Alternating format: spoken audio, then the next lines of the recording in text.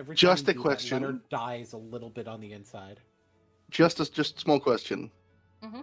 Yes. What the fuck is wrong with you? I like saying that. It's something I like saying. I mean, Kitty says it all the time. And you I know mean what? the voice.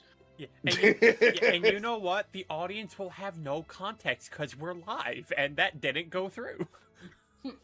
Don't do it. Hello, Don't do it. mortals. Yeah, hello, everybody. I- How are you? Hello. Today is a beautiful spring day. I already missed the cold weather. Give it back. You are not allowed to have the cold weather. I've had enough of suffering through 40-degree days because you're greedy. 40 degrees Celsius, people. 40 degrees Celsius. I Listen, think by my accent they can tell I'm talking Celsius here. listen, it's not my fault Persephone wanted to spend a little extra time with her husband. I think it is. Which?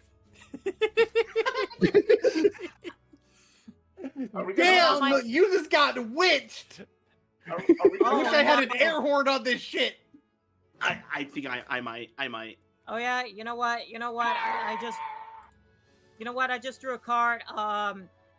Wait. I'm gonna say 3 words. Yep. Letter. Y'all are cursed. I have a mirror. That's Ranhausen's line! You can't steal Ranhausen's line! For that, you are cursed! B. Cursed. You know, it's really hard to curse a professional hallucination. I only exist because you think I do. It's true. Wait.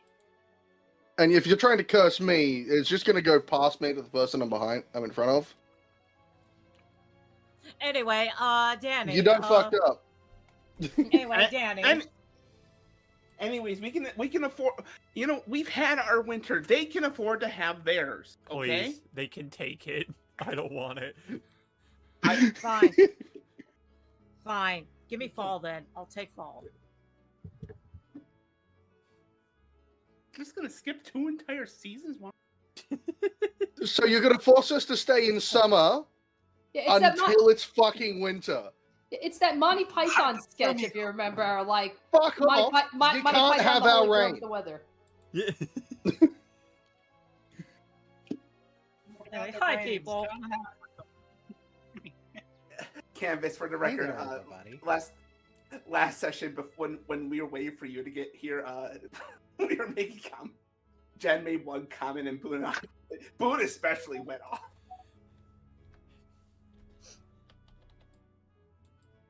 Really funny. Anyway. Okay. Anywho, so let's recap what happened last session. So, she eventually wakes up and has a little talk with Rowan. She's still feeling really guilty about what happened between Canvas and everybody else, but nevertheless, she does return to Strixhaven to fulfill her obligations to Canvas. So, you know, checking up on Tilana, making sure everything's okay on her end, that kind of stuff.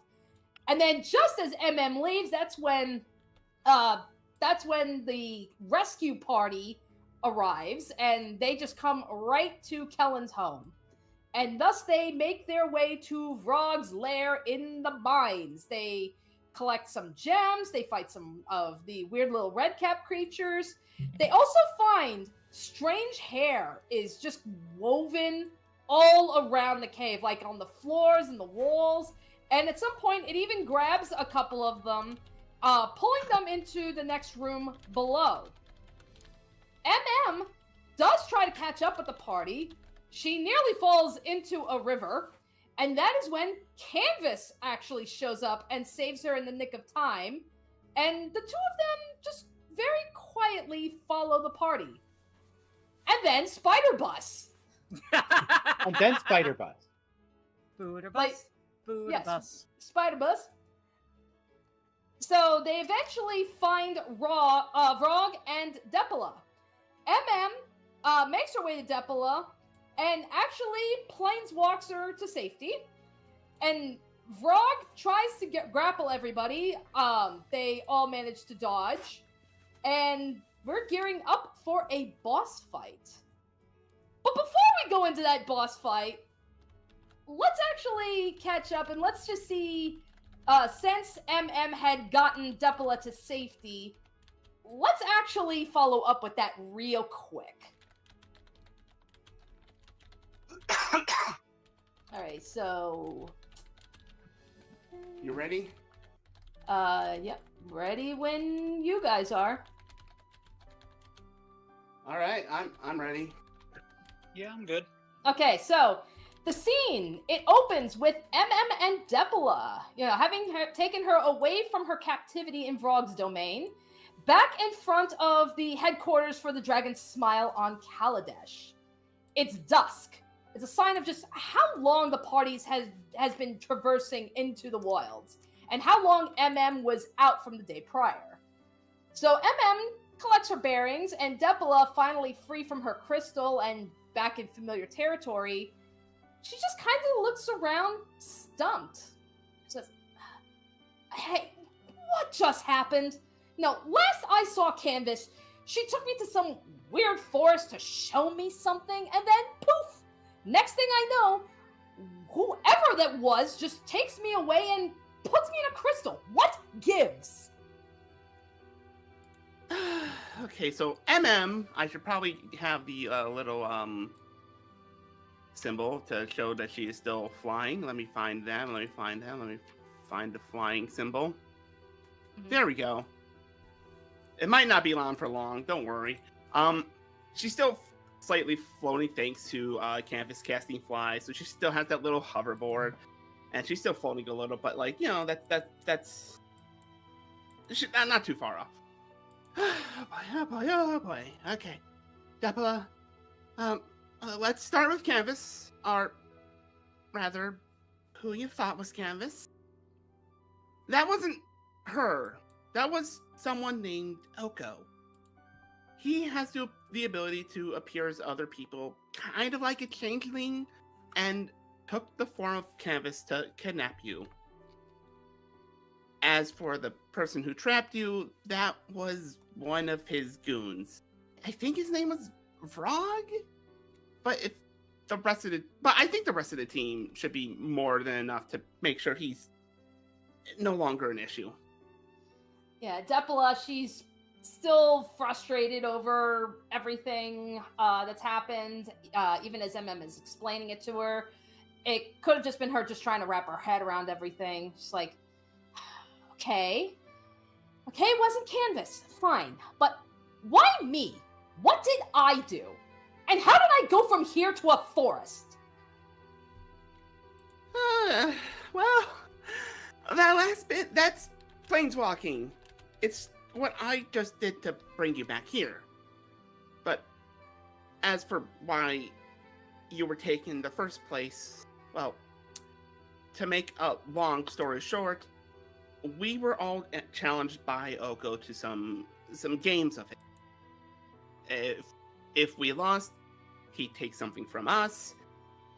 He never clarified what that'd be until he challenged Canvas, wherein we interfered, we misunderstood one of the rules against us, and without warning us of what he took, he claimed you as his prize. And at this point, MM is actually going to be. I'm going to take off the flying thing because I'm going to say at this point, this is where Canvas casted haste on. I forget who it was that she casted haste on, but she had to drop concentration on fly for that. The side effect is the metal platform that MM had been on dissipates, and MM kind of tumbles a bit to the ground.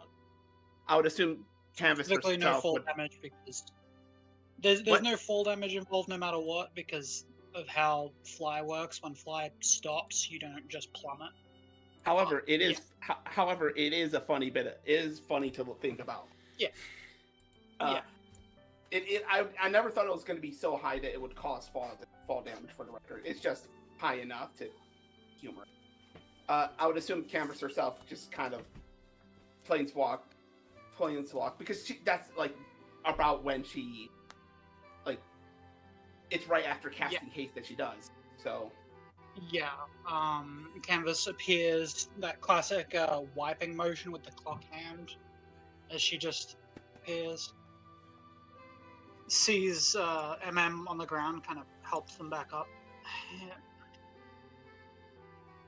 I can only concentrate on so much, sorry. I just wanted to give them something.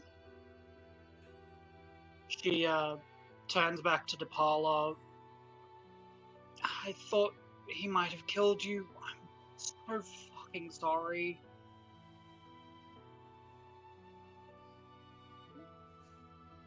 MM is the first to reply here. It wasn't your fault. If I hadn't stepped in, I'm sorry. Both of you, I'm so sorry. She's gonna hang her head in shame, but you can tell she's crying. Yeah. And that's when Depola will call in. She's just like, okay, look, so much is happening right now. I mean, one moment I'm trapped, scared for my life, and the next I'm back home. I learned that who I thought was you that took me wasn't you, and that I was targeted. Not to mention, Canvas, you look much different since the last time I saw you. Yeah, I needed a change of pace, back to what suits me, and ignore the arm. Well, if it's all the same with you two, I'm going home. I'm gonna make me a nice hot dinner, and I'm just gonna sleep on everything. You know, I need it, okay? No, not without another hug and another apology. She kind of leans in and wraps her arms around DePaula. I'm so sorry I got you caught up in all of this. And as she kind of like leans back away from the hug. Talk about racing next time? I'm thinking I want back in. Yeah, Depola, she'll just turn, she'll just nod, like, you know, in response, and with that, she'll just walk off. Canvas kind of just watches her leave down the road. Her mind's kind of all over the place, like this has actually fixed things, but her arm is like flexing back and forth. She balls up a fist, turns to MM. Consider your apology accepted. She holds her arms out for a hug.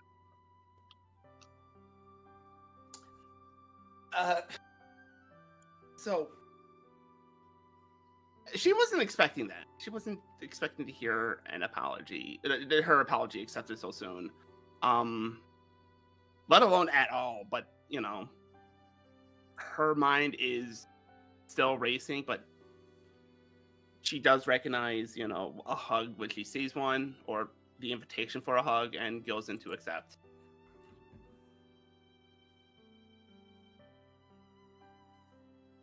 So Canvas changes her mind or strategy mid-hug. As MM gets close, Canvas's hands kind of swap into close, and she brushes a tear off of MM's face and kisses her on her other cheek. Pulling back and giggling. See you around, alright? See you around, dear. And she disappears before they actually hug or anything, but just a little peck on the cheek.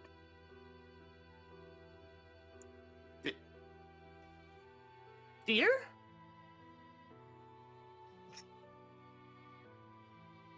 Panic. Dear? She's blue screening.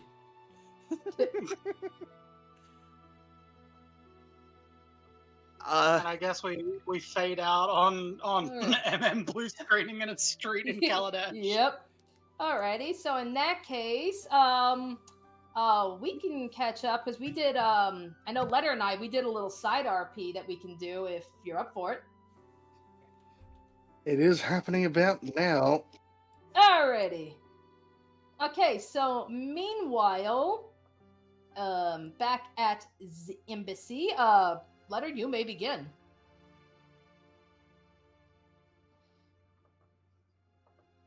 Let me just. I know, but like, it's like we really should have put it in a thread. That's my bad. No, that's all right.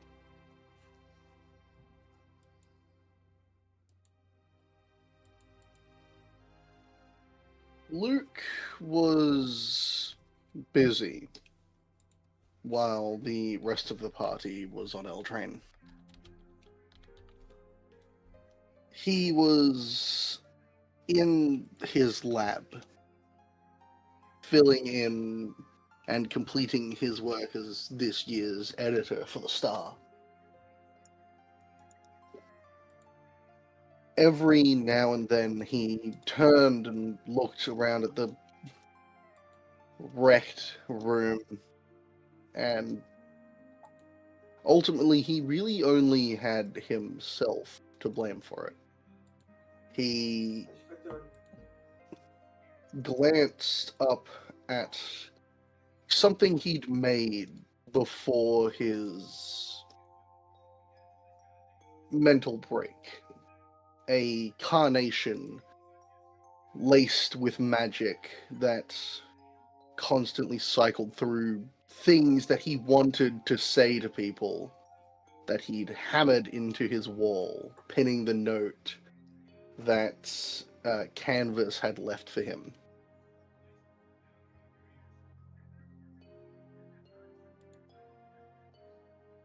He flicked from his lack of emotion to what if he wasn't here? What would have happened if Luke hadn't come to this school?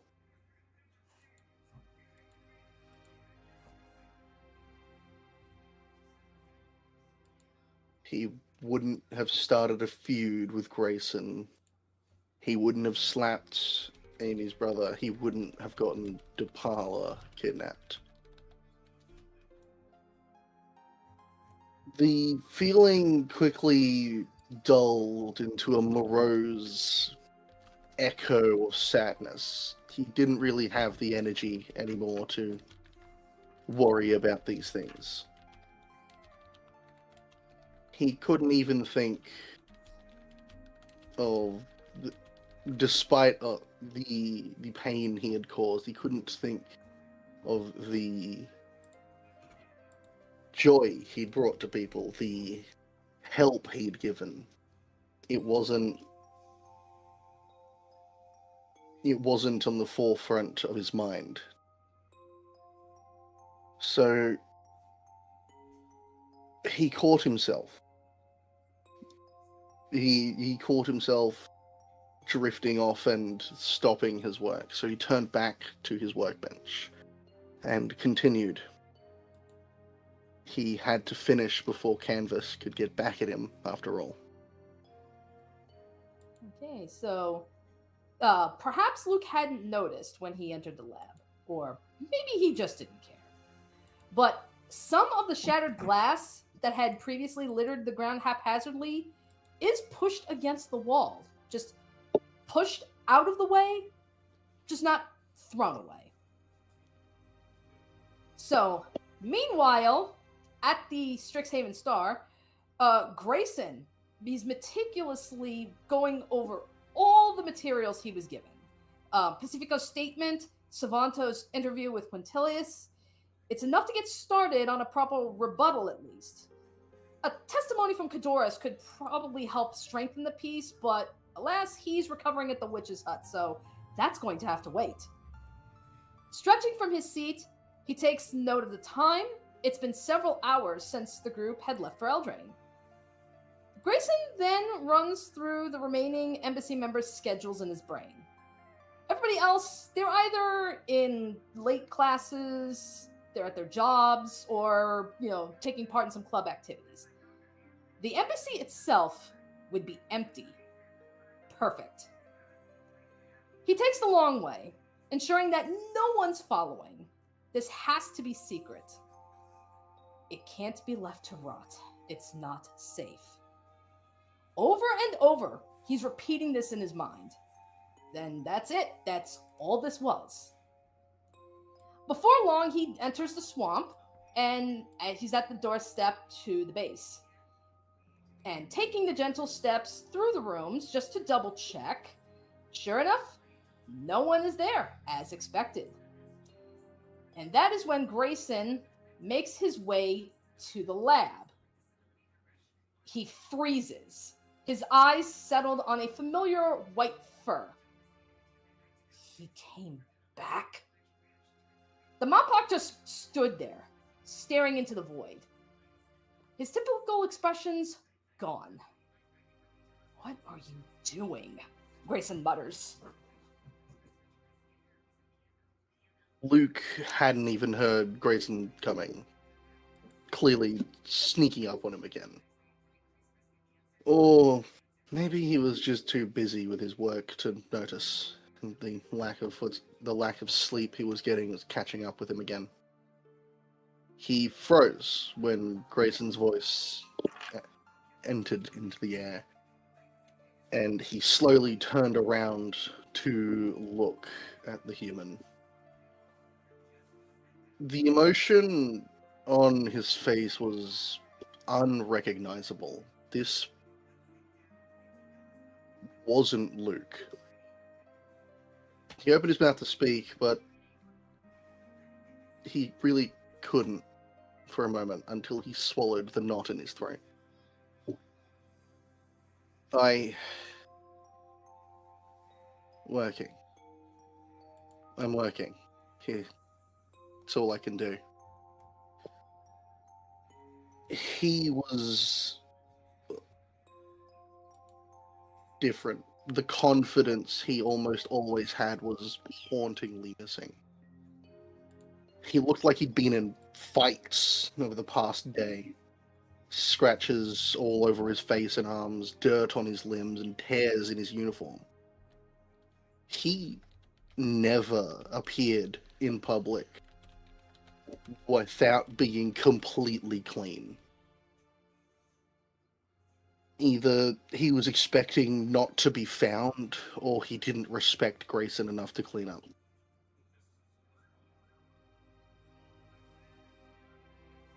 He gestures weakly at the pile of glass that had been moved.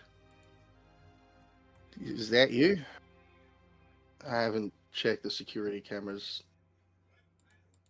since the meeting. Considering you came here instead of going to your office, it was clear that he wanted to be angry that someone had gone into his lab. But the energy wasn't there anymore. There was nothing.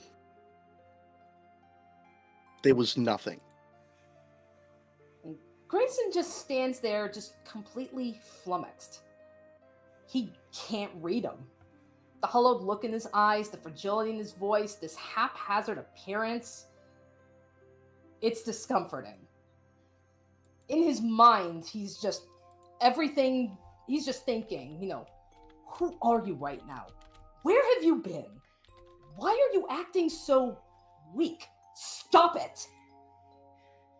So much he wanted to say at that moment, but the words just are not coming out. Not when Luke questions him about the glass. Not when tears begin to well in his eyes. No one was supposed to know, least of all him. Grayson Wildemere, of the most prestigious family in all of Arcavios, does not do favors. Everybody knows this. Again, he repeats the mantra in his head. It can't be left to rot. It's not safe. It can't be left to rot. It's not safe. That's all he has to say. He says, I was trying to pick up the pieces. Why did he say that?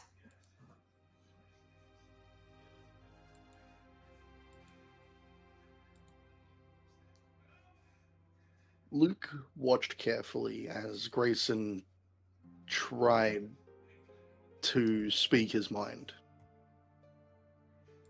A sense of familiarity coming to him as he watched someone who couldn't really find the words to express himself. When he heard Grayson say he's trying to pick up the pieces, he couldn't help but smile. A ghost of his playful nature showing up for a brief moment before his expression faded back into the ether. And then he started moving, like a puppet on poorly controlled strings. He made his way over to his desk and pulled open a secured drawer. Everything inside was clean. Nothing in there was damaged. It was evident that before he snapped, he'd decided to pack away every project he had that was important. Grayson could see a nearly finished rapier among the various objects. But he pulled out a small silver-bound tome of dyed silvery blue leather. A quill made from a grey-blue tanager sat carefully on the cover, and a note bearing the symbol of a simple tick was sticky taped to the side of it. A mastercraft of a mental notebook. He made his way over to Grayson, avoiding the rubble around him as he brought himself closer to someone who, in any other day, would probably back away. And he held up the book. He wanted to speak. He wanted to say something, anything. But words would not leave his mouth. He fumbled for a couple moments before pulling out his own mental notebook. It was clearly the prototype for the entire project that he'd made. It was... the leather was rough cut, the papers were... the sheets were disorganized, and the quill was a simple chicken feather. He opened it up and drew his symbol, and the quill wrote, I'm trying to stop leaving pieces for others to pick up. Grayson watches as Luke maneuvers his way around the lab, book and quill in hand. And when he's offered, he takes it. The construction, the dye, the matching feather, everything's exceptional. Certainly more so than the one that Luke is carrying. And it sounded like he tried to respond, but a choke comes out instead. So when Luke opens the book in his hand and Grayson watches as the quill begins to move on its own, he notes that it's just scribbling on the page. Grayson mouthed the words to himself and then swallows. Is he? Grayson actually lowers Twinny to be at Luke's level. Amidst the white fur, tears are falling down his face. Dragons, damn it, of all the times that you all had to be away. Grayson's hand reached out towards Luke, but then he stops. His hand is shaking. I mean, so bad he had to clench it to make it stop. If Pacifico were here, he'd have the right words to say. The Mapak would just shake this off, and things would go back to the way they were supposed to be. But Luke's tears continue to fall. Just what the hell is he supposed to do about all this? Taking a deep breath, He unclenches his hand and he places it on Luke's shoulder. Maybe this'll buy Grayson some time to just figure out what to do next.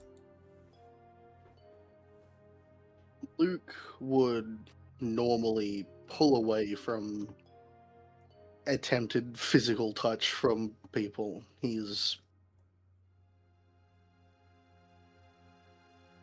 He wouldn't want to seem like he couldn't handle anything that was thrown at him. But this time, he didn't. He was so thoroughly weakened by everything he'd put himself through just to seem useful to people who he was near and he loved. The notebook began to scribble again. You don't have to comfort me or clean up the lab. Despite his current state, the handwriting was immaculate, as if his thoughts were astonishingly clear despite all of his issues. I'm sorry for all of this. I have to get back to work. I don't know how soon they'll be back. It continued. He closed the book and tucked it away in his coat before reaching up to pull Grayson's hand off of his shoulder, turning to go back to his workbench. Yeah, at this point, Grayson's just like, he just feels like, maybe this is the best he can do. So, he's just like, okay, I'll let him go. But before Grayson leaves, he will call out and he will just say thank you for the book. And he will turn and he will leave. What he intended to do clearly ain't happening.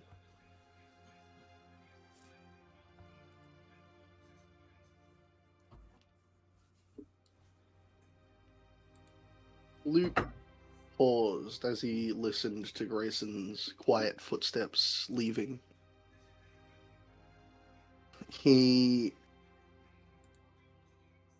lets himself relax, his shoulders rolling down and his eyes drifting closed as he thought on what just happened.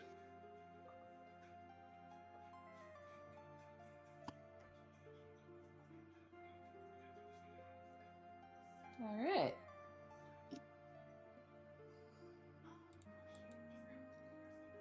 Okay, so after all this drama, we got a boss fight to get to. Hell Yeah, we do. Okay, so now we can get to the main event. Let's fucking go. Alright. Sorry, I needed to be. Guy. I'm sorry, I needed to be depressed for a bit. No, you're fine. You're perfectly fine. Now Okay, we need so to make the boss depressed. Okay, so alrighty, so if we remember last time we had left off, Rog screams, "Get out of my house!" Let's get the right music while I set up the map. So basically, as he screams, "Get out of my house," hair erupts from the floor, from the walls, from the ceiling, and pushes all of you back into the previous room. Vrog, not far behind.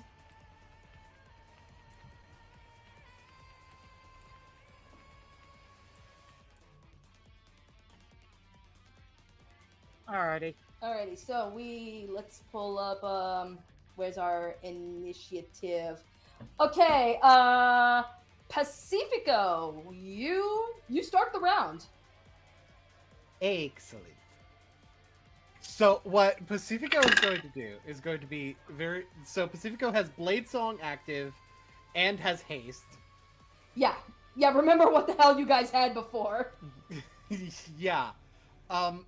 So he's got one step of the Ritual Online trademark. And it's time for another step of the Ritual trademark. As he goes ahead and uses his second first level spell slot to cast Crimson Claw. And he's going to spend one of them juicy barbarian hit die for it.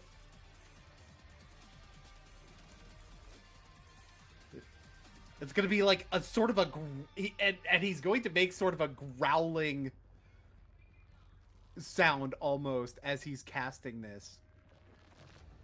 All right.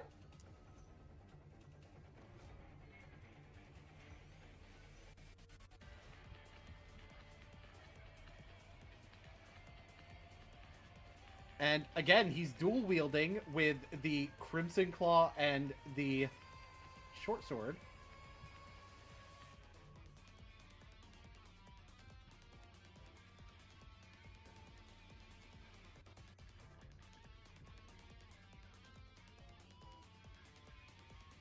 And so now I'm going to do... So what's going to happen is it's going to be 2 attacks with the claw. Mm-hmm. One for each action. Okay. And 1 attack with the short sword as a bonus action, which will not get his modifier on the damage, but will still be more damage dealt. So, Okay. the first attack is a 25 to hit. 25 to hit. That hits. I swear to God, if that missed. Second one was a nat 1, unfortunately. That's definitely a miss. And I'll go ahead and do the short sword attack too. The short sword attack is a 22 to hit. Yeah, that hits. Okay. Okay, yeah, so 2 of your 3 hit. Which is the short sword, which is just going to be a d6, and one of the Crimson Claws, which is a d12 plus 5. So, not that much damage, only 11 damage. 11 damage, okay. My AC is currently 25. Good luck, Vrog. Okay. Alright, so that'll be, that's your turn? Yes. Alrighty, so next should be Zasta.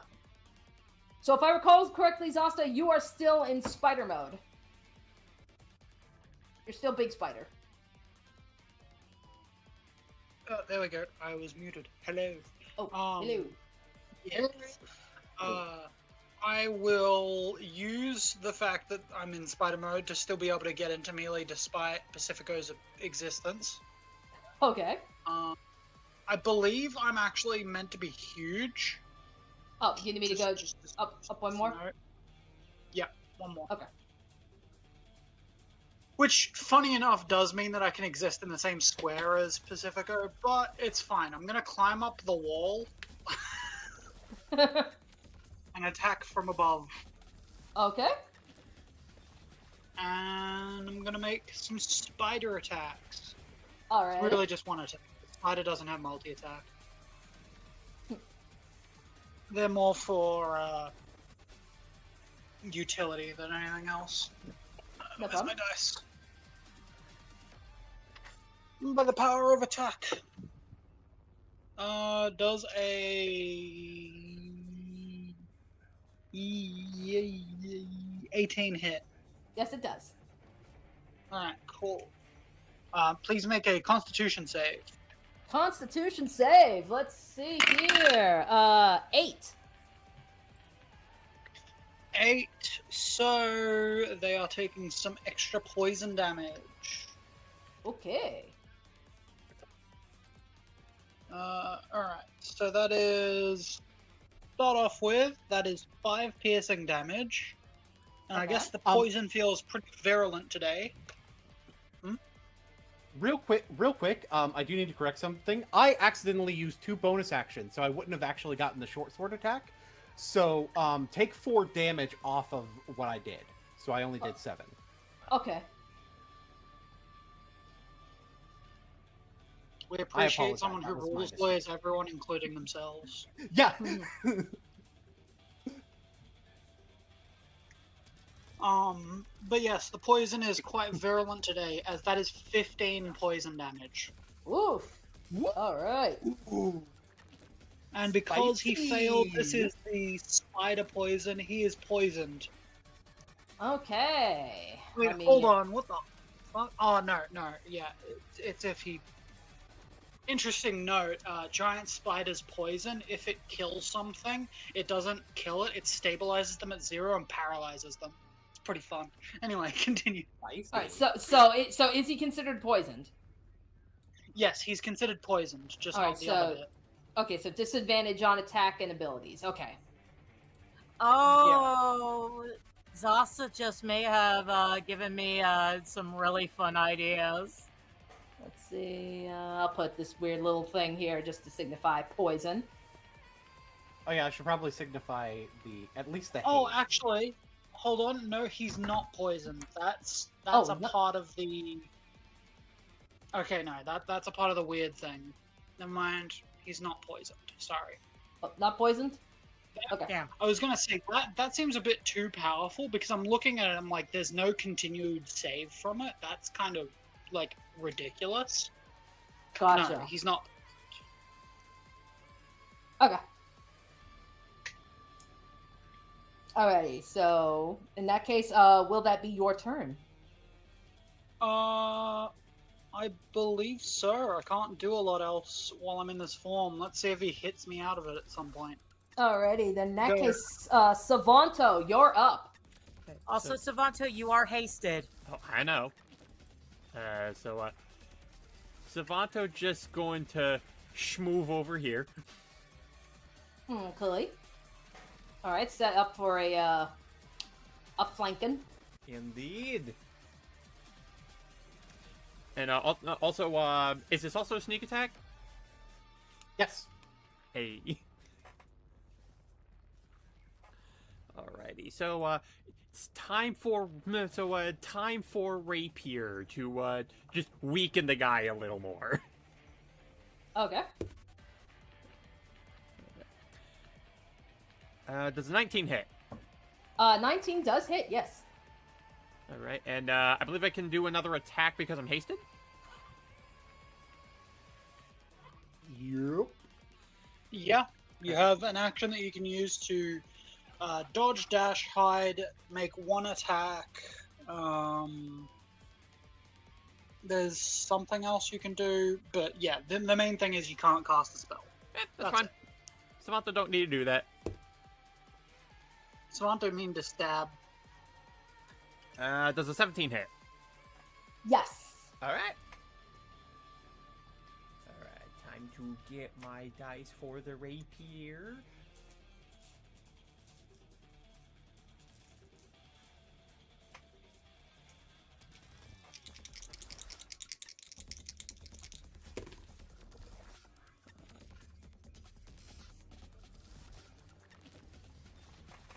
Also gonna get my extra d6s for the sneak attack. Mm-hmm.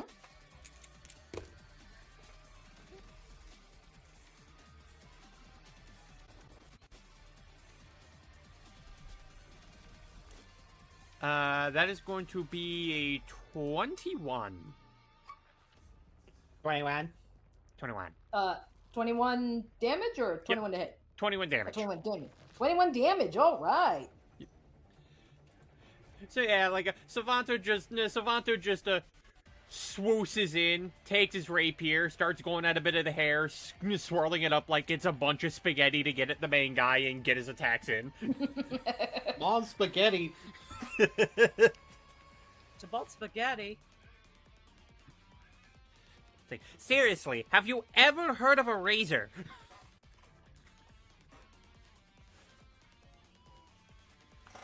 Alright, so will that be the end of your turn? Yeah, that'll be the end of Savanto's turn. I mean, it's not like he can hide Alrighty. anywhere. Alrighty, in that case, I believe, alright, the first of Rog's turn. Okay, gonna play around with some shit. So we're gonna do a lair action. Oh boy.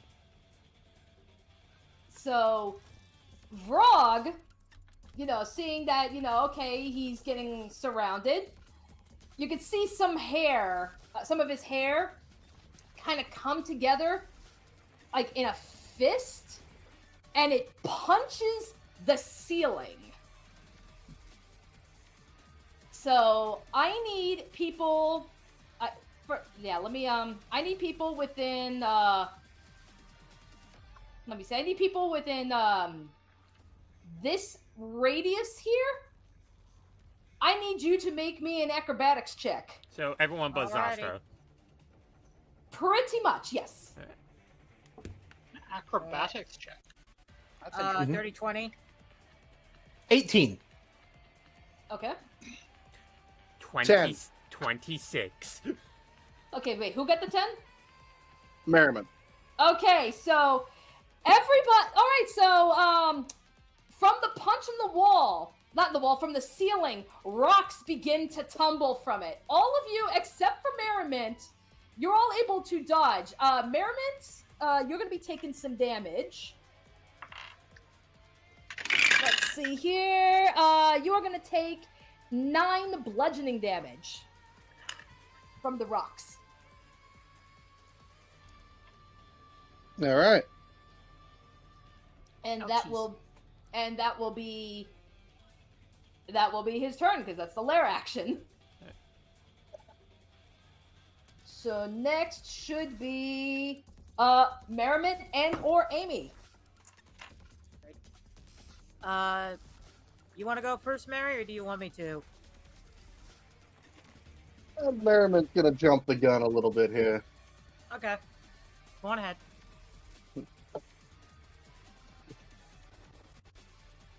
Now, I gave you a chance to hand it over willingly. And then you go and ruin my nice jacket.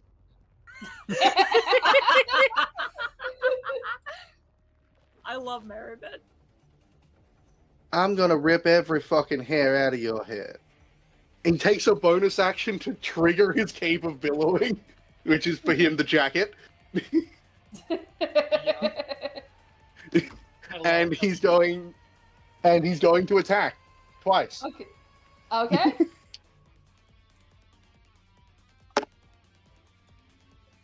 Okay, the lower of the two is 18 to hit. 18 to hit. That hits. Okay. So this is going to deal.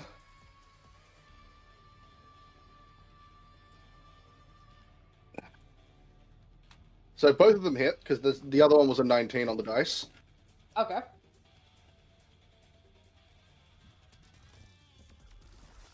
So the first one is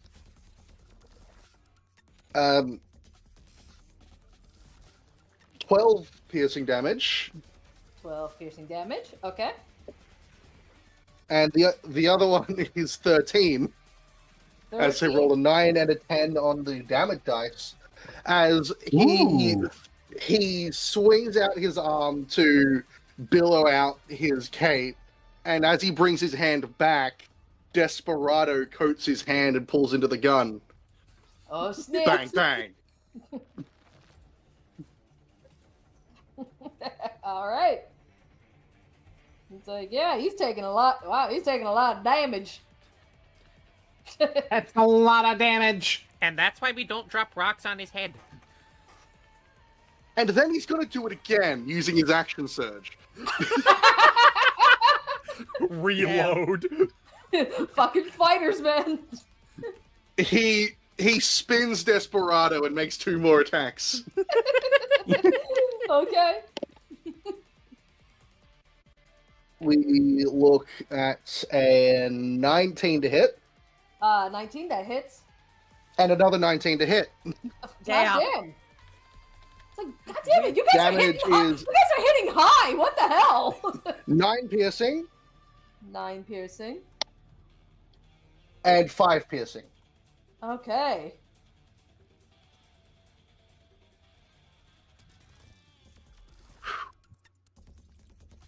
Nice shooting, bud. And he's just gonna stand there, ready to shoot the man if he tries anything again. God, we're gonna beat you with the power of friendship and this gun. Let's literally bury him right now. It All really right. is. This is the power of friendship and a gun. Alrighty. Alright, where are these legendary actions? I'm expecting it to squat Okay. So I'm trying to because think we out. are dropping his shit. Seriously. So I guess is that your turn, Merrimet? That is his turn. Alrighty. So then, Amy, you go. Alright. Now talking is a free action. Amy's going to turn to John and say, "You're on haircutting duty." Yeah, and he nods. He's gonna need a Alrighty. very Don't big bother razor. you. Alright, I am going to move about here to kind of also give myself some cover. I'm like right there. Just pretend there. Okay, so like And- so behind that rock. Yes. Okay. Alrighty, so I am going to upcast Guiding Bolt to level 3. Okay. So that's gonna give me 6d6, I believe. Let's see if I can hit. Oh my god. Amy's pissed. That's a nat That's 20. a nat 20. Yep, do it. Oof. Nat 20 with Guiding Bolt. All right. Alright, so what's That's the a new lot rules of with... So what's the new rules? Like, It starts you roll your normal dice and then you add max damage. So you're rolling 66. You're Yes. already going, and basically what you get there, you're going to add 36 to it. Are you Okay. upcasting Guiding Bolt? Yeah, Yes, she I have upcasted the level 3.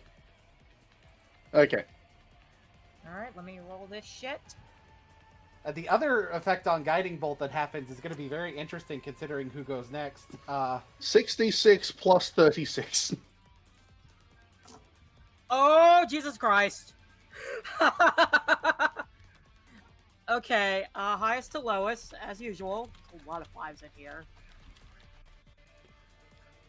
Oh, I did not mean that.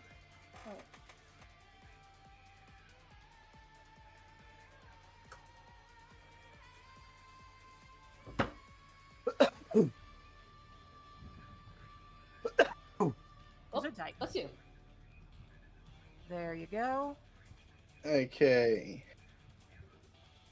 12, 22, 27, 28, plus 36, 50, 64 damage. Jesus Christ. That's a Amy's level out 3 for... spell slot.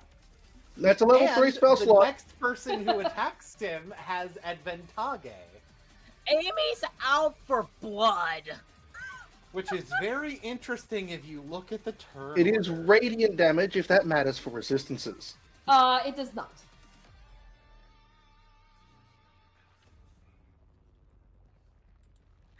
Holy fucking shit, Amy. Alrighty, so with that, is that gonna be your turn, Emme? That will be my turn. Alrighty. Amy me really take- said, I cast Spirit Bomb. No, Amy says, I cast fuck you. You hurt my dad. That doesn't sound nearly as catchy as Spirit Bomb. Alright, so anywho, so next at this round, this is Vrog again. Alrighty, let's see here.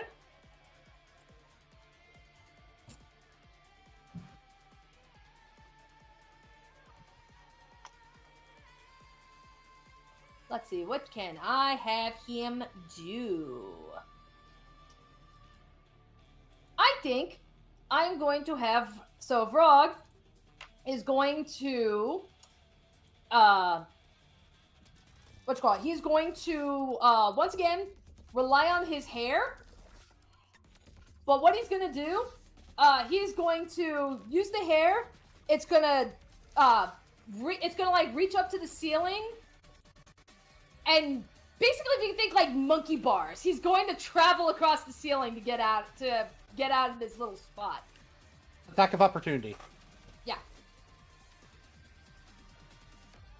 Does that count? With 18 to hit. Oh, that's right. It is with advantage. Let me not 20 check.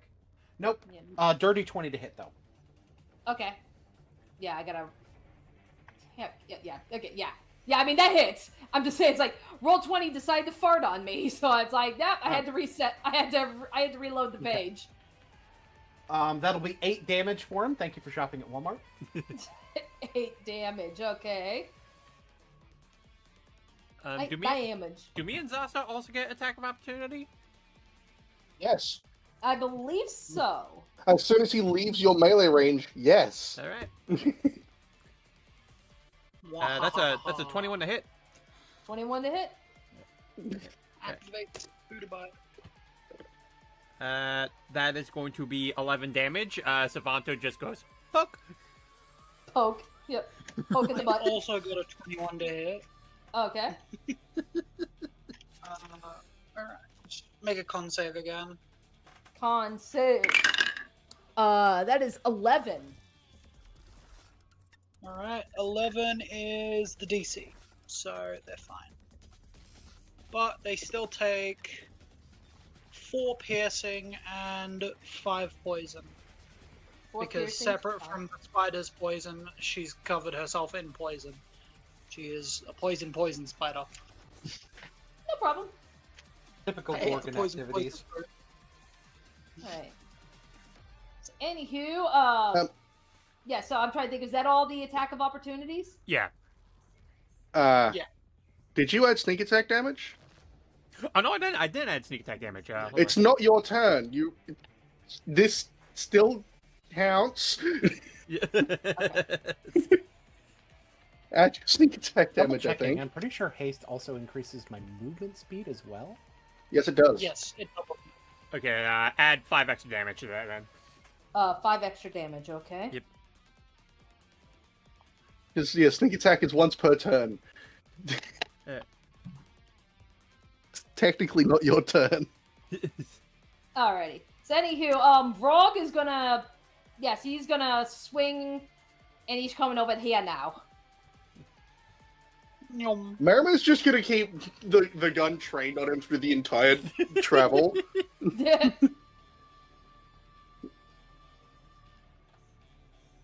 Alrighty, so that should just be movement, I believe. Yeah. Yep. Alrighty, so with that, he's going. Okay, so with that multi-attack, he's going to chuck some more rocks. When will you learn? I have cover. that your rocks have consequences. Alright, so on, first. Alright, so first things first, he's going to chuck a rock at Amy. I have cover. He also has disadvantage on attack. I think. Yeah, let me get He's poisoned. He has disadvantage. Yep, let me get a Wait, is he second. poisoned? No, he's Who not poisoned poisoned. him? That was part of. No, he's that not was part of a poisoned. different- Okay. So no. Yeah, I think we initially. He's got a we- pretty straight shot to hit you, Amy. You don't really have cover here. Okay. Either way, ooh, okay. So that is a. If I'm doing my mental math here, 27 to hit, Objection! Jesus Christ! plus 9 to hit. Objection! Objection, Your Honor. Silvery Bobs, roll again. Okay. Alrighty then. In that case, that's a 12. That will miss. Okay. Thank So, you, mate. He goes to Thank you, throw the Garner. rock and Merriman just fucking shoots it. We given the advantage to. You, barbarian man, you do a lot of damage. he He's shoots saying that. he shoots the rock and looks at it and says, "Are you gonna hit him or what?" I got Merriman, I'm taking you out for a drink. Thank you. You're not old enough to buy me what I want. And he just loads another round. I'll get you here. Pacifico's golden eyes are flickering. Okay, so you know what? Okay, so that was the first rock attack. So now Vrog, he's gonna. You know what? Just for that, Merriment, we're gonna. Can you get hit with another rock? Oh no. Let me see. Does a 16 hit you? It meets it. It meets. Okay then. So I need D8s. Alrighty. So the rock will do 11 bludgeoning damage.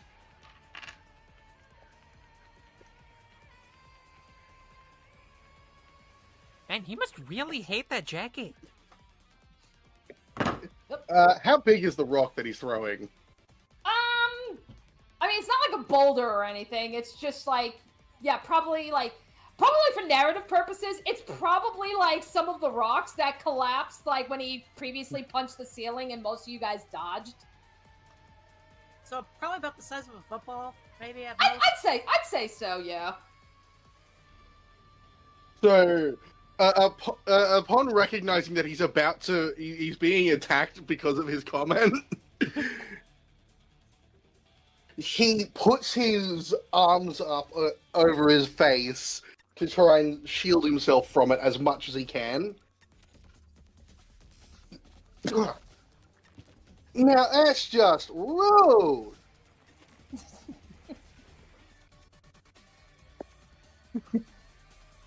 Alright, so that will be Vrog's turn.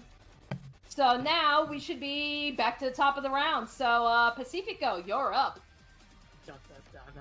I mean, so the thing is, now, Danny, I have noticed that you haven't given Vrog his own boss music. Unfortunately for Vrog, Pacifico has boss music. Oh shit! Oh shit, is this what I think it means? It is. Oh boy, here we go, okay. So, yeah, let me, Alrighty then, let me, pull up the list. Oh, bless you. Thank you. Whoever that was. That was me. Alright, okay. Alrighty, so with that said, I would like to formally announce that for the first time in this campaign, we have Boon music. Oh no. Alrighty, so Boon, I will begin playing the music. Get ready to narrate. Here we go. Pacifico's eyes are flickering gold, and he's staring down Vrog. And at first, he's slowly walking forward for everything. And it's going to be less than the 80 feet of movement he has, don't worry. Mhm. For every single... I've had enough of you and your master causing harm to every single person I care about. Every single person that she cares about. Every single person around here. It's your home? Good. It can be your tomb. And he's like... There's trickles of red coming down his mouth. I'm using my action Okay. as this is happening. My action for the Martyr's Thorn Band. Oh boy. I am spending 33 hit points to get 22 temporary hit points. Oh, snaps. Okay. I am now below half, which means I get to enter Devouring Rage. Let's go. Alright. You finna die. Which is, of course, my bonus action. Then I use the rest of my movement to nothing personnel kid his ass. Yeah, might be a good time to pick a god and pray.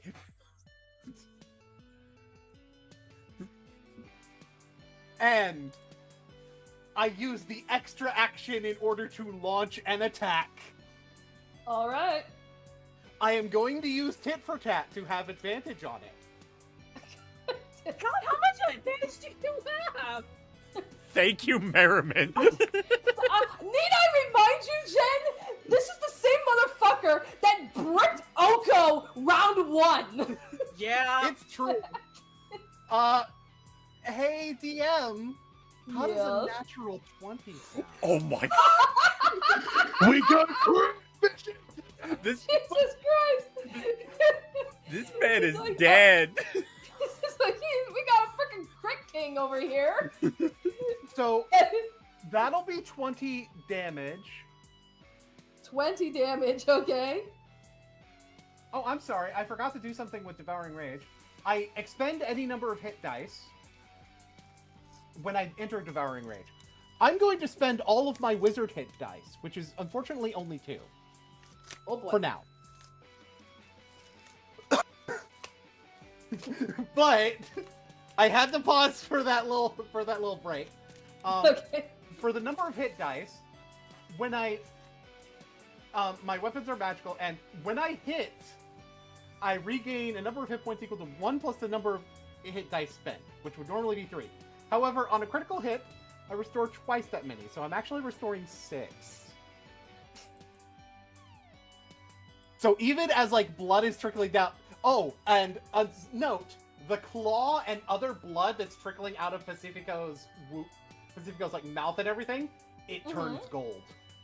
Ooh. His all blood right. turns gold. Oh, bless And the wounds seem to be closing as he's dealing damage to Vrog. Okay. That will be my first turn of Devouring Rage. Just the first turn.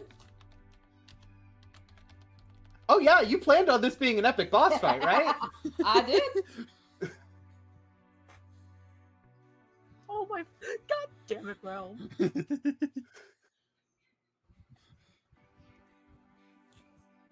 How is he looking, by the way, Danny? Oh, well, I'm gonna let Boone finish. Are you gonna let me finish? Yeah, you're still on your turn. Well, I did my action, which was to activate the Martyr's Thorn Band. I did my movement, which was getting in this position, nothing personnel kid. Mhm. I did the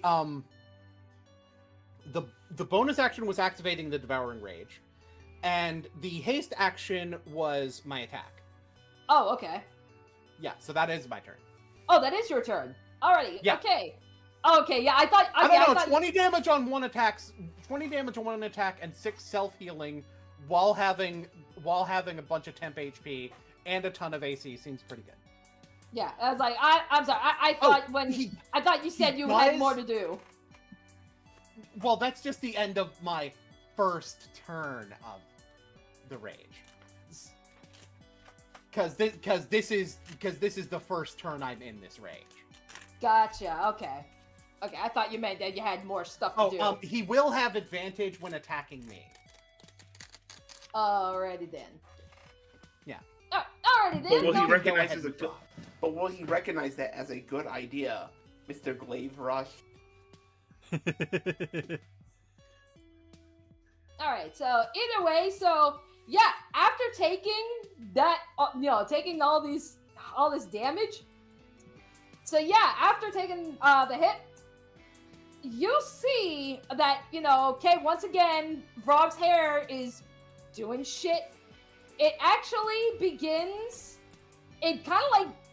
digging into the ground, and you can feel like the ground beneath you shake, and then suddenly you will be flung to the room above. Now, I'm gonna let you guys place yourselves, like, where are you gonna land, like, out of this hole?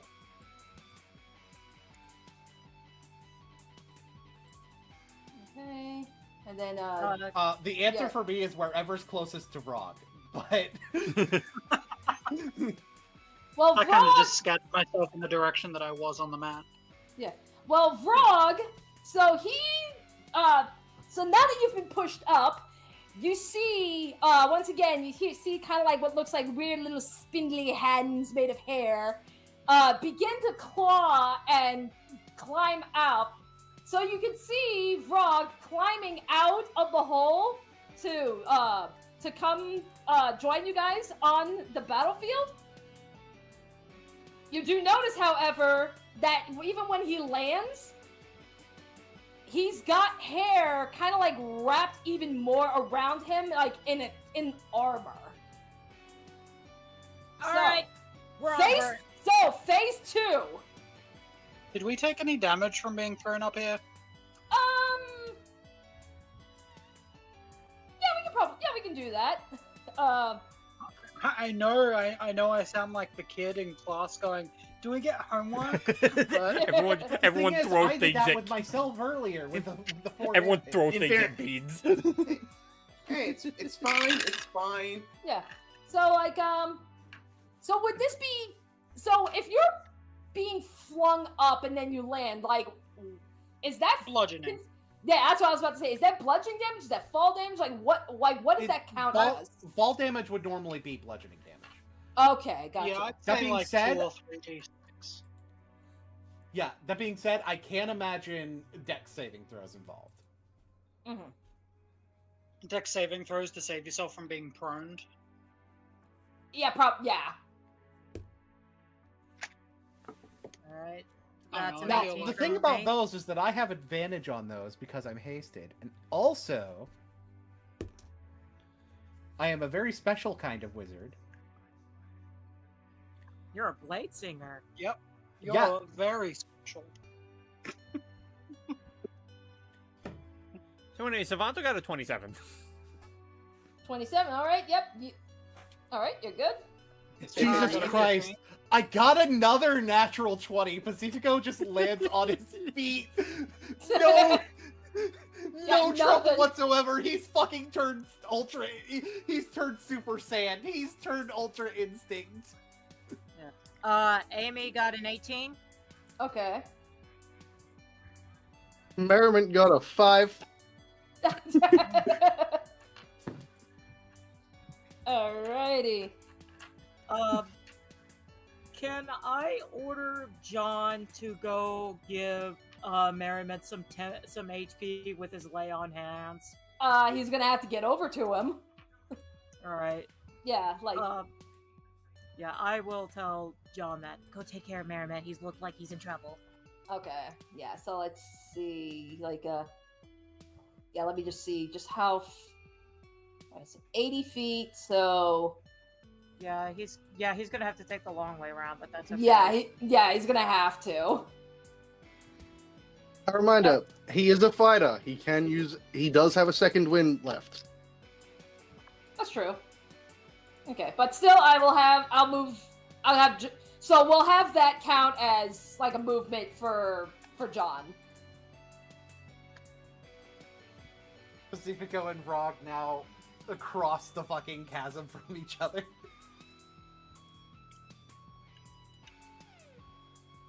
Alrighty. And since you worked so hard on this music, we'll keep the music going. Hell yeah. Yeah. All right, but anyway, like I said, we're now considered in phase 2 of the fight. So, if that is Pacifico's turn, so Zasta. Zasta doesn't really want to get near the situation anymore because she kind of like chitters, looks around and goes, "I don't really want to be near that."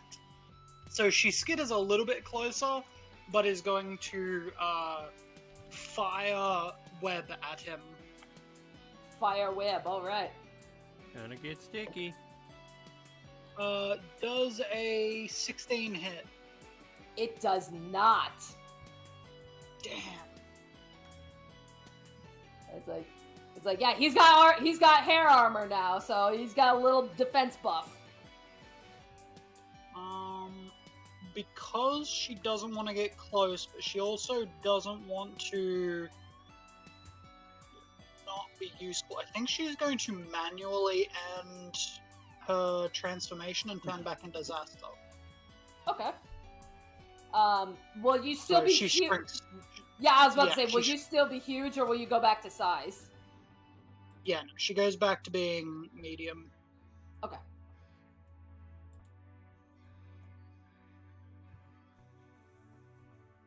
and that is her turn. Alrighty, then in that case, I believe it is Savanto.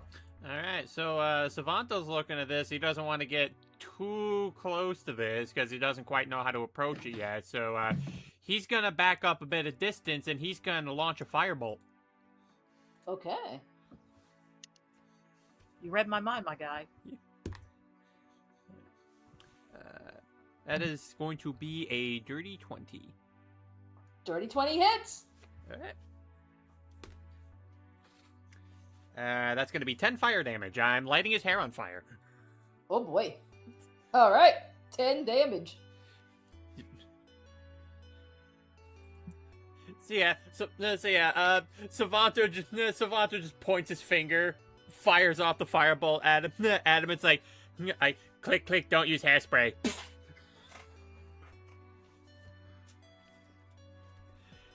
Alright. And then at this point, he still doesn't want to quite get anywhere near him. So I think for the haste action, I'm going to have him throw a dagger. Okay.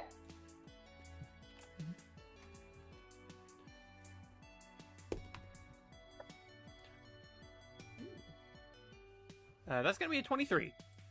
Oh, yeah, 23. Yeah, that hits. Alrighty, sounds good.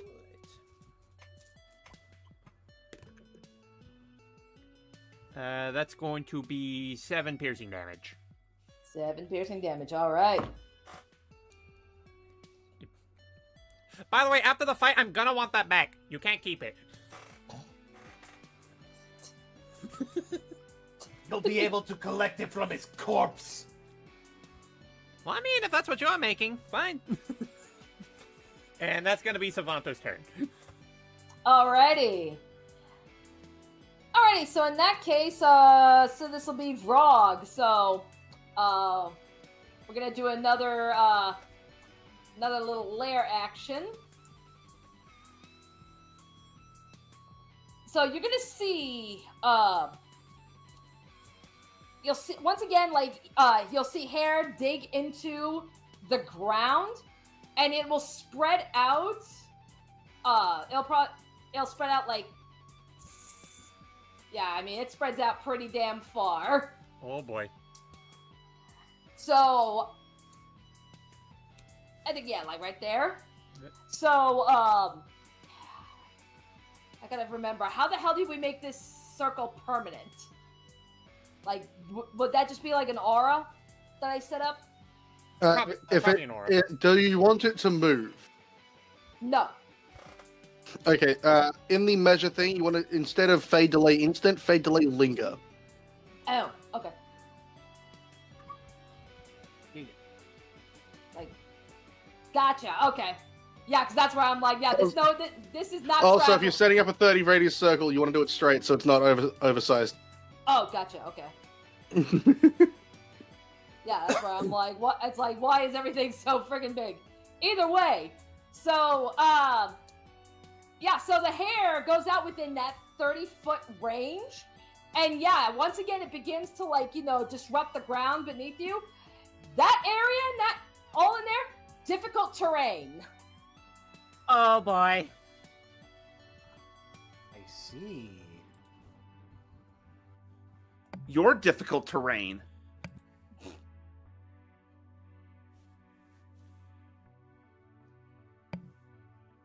Oh, cool. I can still reach him.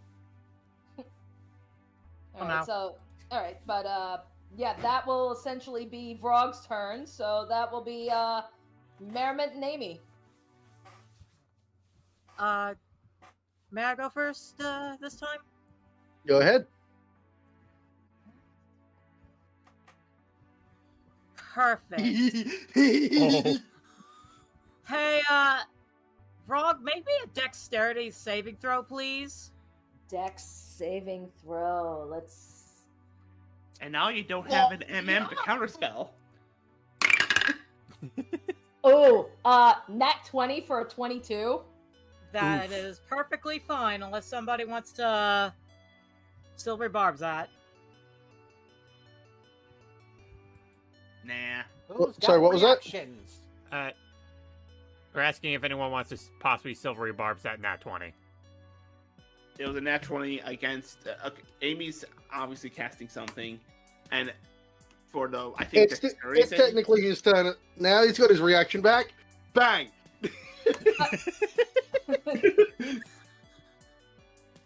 All right, so that's, Reroll. okay, so that's silver barbs. Alrighty then. Okay, so 15. If it meets, it beats. Fine. Okay. That's Give okay. him the You, advantage you're, too.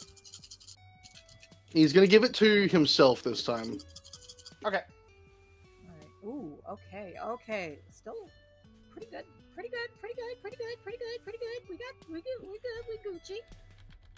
I'll never say that again. I hope. Alright, give me a second to type down the numbers. Mhm. Watch out, because the sorcerer's rolling 8d6. Come on. Okay, so once again, highest to lowest.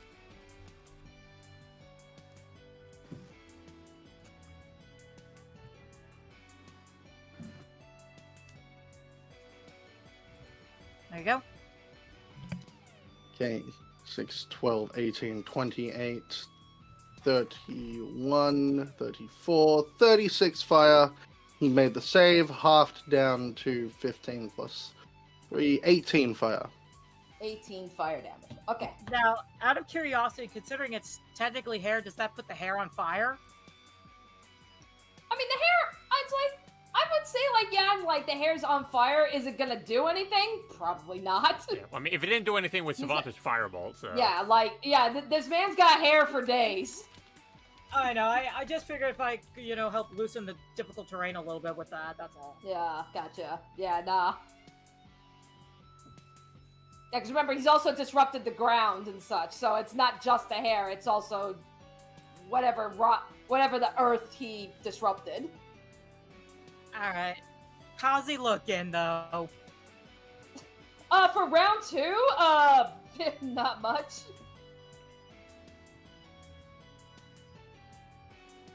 Guy's on his second health bar. Yeah, we're on phase 2 of the fight, so... Yep.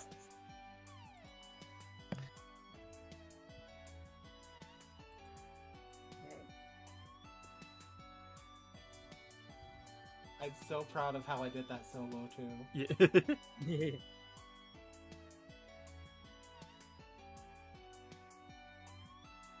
Alrighty. So, is that all you intend to do, Amy?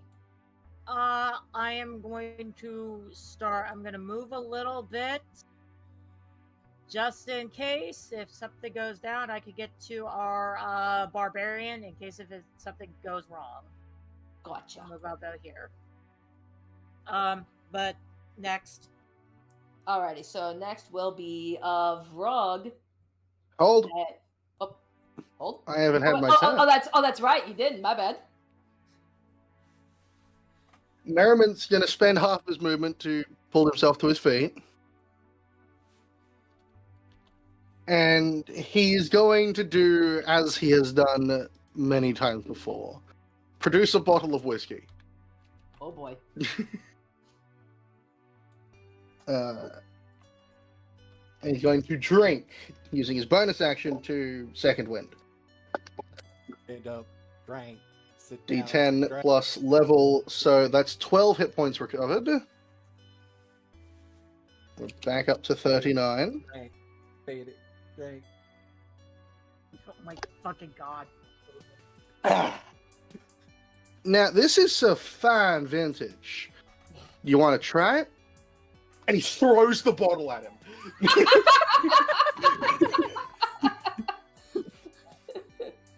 Oh my god. Alright, we're throwing the bottle. Okay. Dirty 20 to hit. Dirty 20 hits, yeah.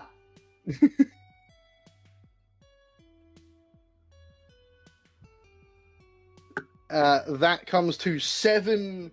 The question here is, the bottle's going to smash over his head, but is it bludgeoning, piercing, or slashing? Is this just Beppis damage? Okay, in a situation like this, I would say probably from the initial hit, it's probably more of a bludgeoning. All right. Yeah, just So- because the initial hit before it shatters. 7 bludgeoning damage as I roll the max on the d4. Okay. And I have covered him in Jack Daniels. Oh, We boy. use fire. He's going to get into melee range using the last half of his movement, putting himself right in front of him. Merriman, you madman! He's going to shove the gun against him where the booth is and pull the trigger. Oh dang, I can't reach to flank. Oh well. Because of the difficult terrain. 22 to hit. Yeah, that hits. I'm firing in melee, so this is at disadvantage. I rolled a 16 and an 18. God damn. Now there's an accelerant on him. You know what happens when hair starts burning? 2 plus. That is 5 piercing damage 5 piercing. and a wash of sparks over the alcohol. Ladies and gentlemen, he may not have much magic, but this man knows how to use fireball. They should name a drink after that.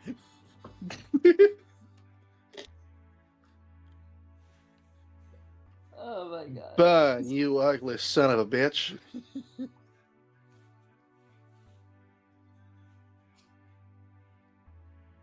Alrighty. So then, will that be Melee your- range Molotov cocktail? Yes, it will. Oh. Okay. Alrighty. So so now it's Rog's second turn. Now it is, yes. Alrighty. So we're gonna see. Let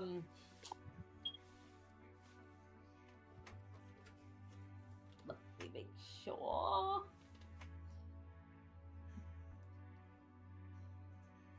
Alrighty then. So in that yeah. Alrighty. So in that case, once again, we're gonna try and chuck some rocks.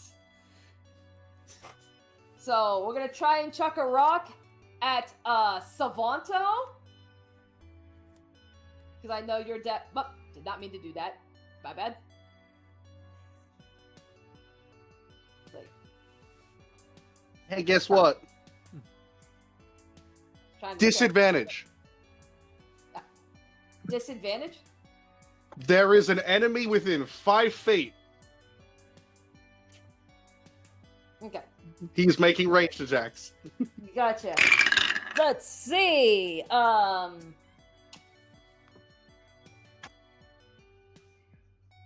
Okay, so does a 19 hit? Ouch. Who's he attacking? Me. Savanto. Oh no. So.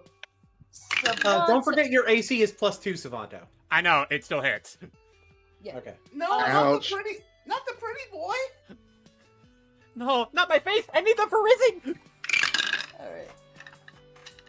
Let me see.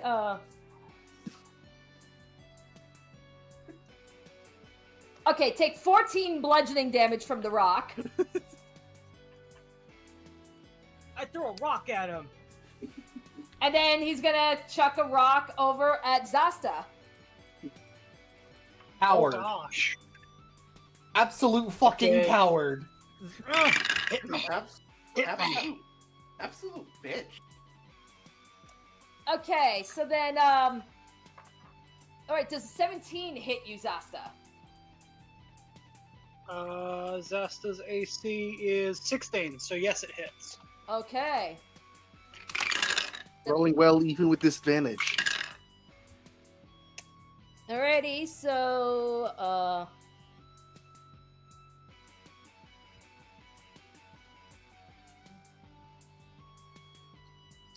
22 bludgeoning damage to Zasta. Ow! Chuck and This rock. is one of the few times Zasta has ever been hurt in her entire life. So she's gonna be a little bit spiteful. But that Good. will be his turn, so we should now be top of the round. If I lost So, a tooth because of this, you're paying for my dental. So Pacifico has just enough movement to get right about here.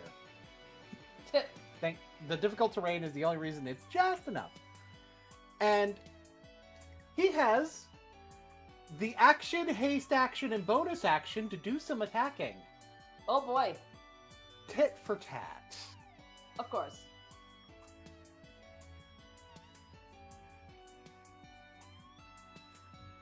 First attack is going to be a 24 to hit. Is that going to hit? Oh yeah, that definitely hits.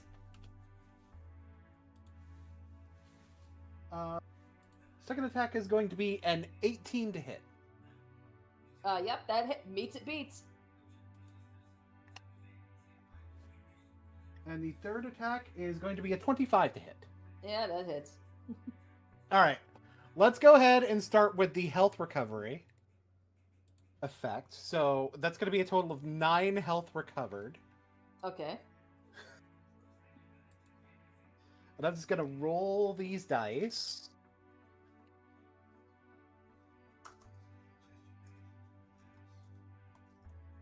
That is going to be a total of 22 damage.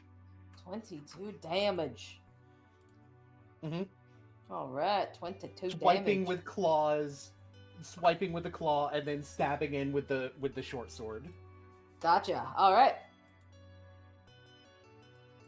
And that will be Pacifico's turn.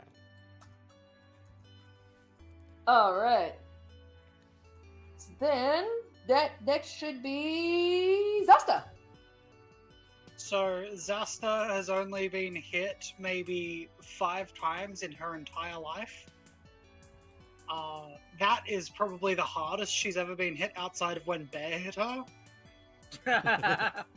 So she moves to the edge of the spikes, and she's just staring daggers, and her body starts to coil into a snake, and the Ooh. coils just don't stop growing as she takes on the form of a mutated giant constrictor snake, taking the enlarged effect, meaning she becomes a gargantuan constrictor snake. Oh my god, she's a Uh, danger noodle. How 5 ma- by how 5. ma- That's what I was about to say. How many squares is that?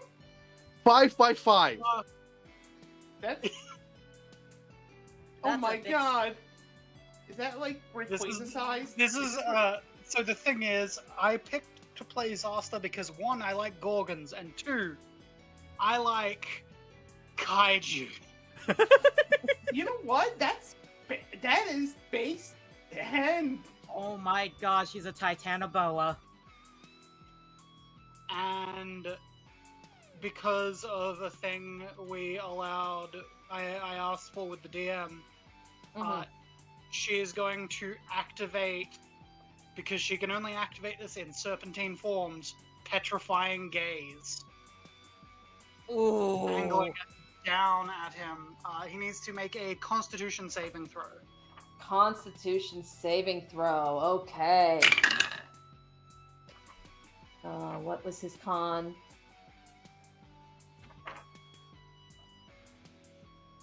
Uh, 16.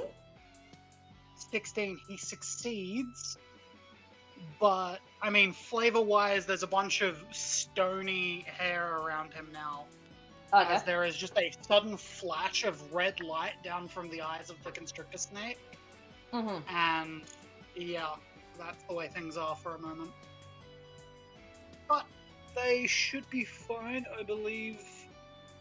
I believe the effect isn't anything too crazy on a success. No, they're fine. Cool. Alrighty. That's my turn. I am now imposing looking. Alrighty then. Savanto then. All right. thankfully with the haste, he has enough movement to get in through the difficult terrain to get here. Flanking buddies. Get flanking. Not flanking yet. Oh, Yeah, damn it. unfortunately not flanking yet. Alright, well, he's still gonna go. He's still going to go for rapier funnies. Okay. That is a dirty 20. And then Dirty 20? Yep. Yep, and then for the haste attack, 17. The 17 does not hit. Ah, okay. Yeah. Well, in that case, at least get the 1. That's gonna be 9 poking damage. How many damage? 9 poking damage. 9. 9! 9 pokey damage. Okay. So, like, I imagine, like, yeah, he's able to like get in, like he's about to like do like a thrust. He misses the first one. It's like, wait, hold on, do over. There we go, poke. Oh, did you remember? your Merriment would sneak have to be attack? here. Merriment would have to be here. I'm sorry, Miro, Because he wouldn't have been able to move 15. He was here. Yeah, he'd have to be here. So you would have flanking. You do have flanking, meaning you do have advantage on your attacks. Ah, okay. In that case, Also, did you remember to roll sneak attack on that? not yet. I will do that when I roll Yeah, my. because my that would have my been a second sneak attack because he's got enemies within. He's got allies of yours within Okay. 5 feet of him. Okay, that would still be a miss, but I'll at least get the sneak attack damage in. We are That's learning. gonna be a 5. That's gonna be extra 5. An extra 5. Okay. Yep. Extra 5. Alright. So yeah, like he just misses the first strike. He's like, oh, hold on, do over. Poke.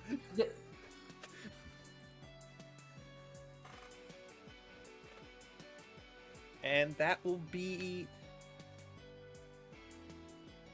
Actually, how funny would it be if Savanto could use a cutting action hide and just hide in the hair?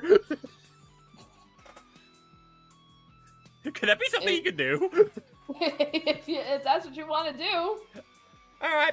In that case, bonus action cutting hide. He's gonna dive in the hair and pull a vanishing act. Like, Oh my god. Like all that dirty hair. I'm going to need one hell of a shower. Alright, so Savanto is hiding. Okay.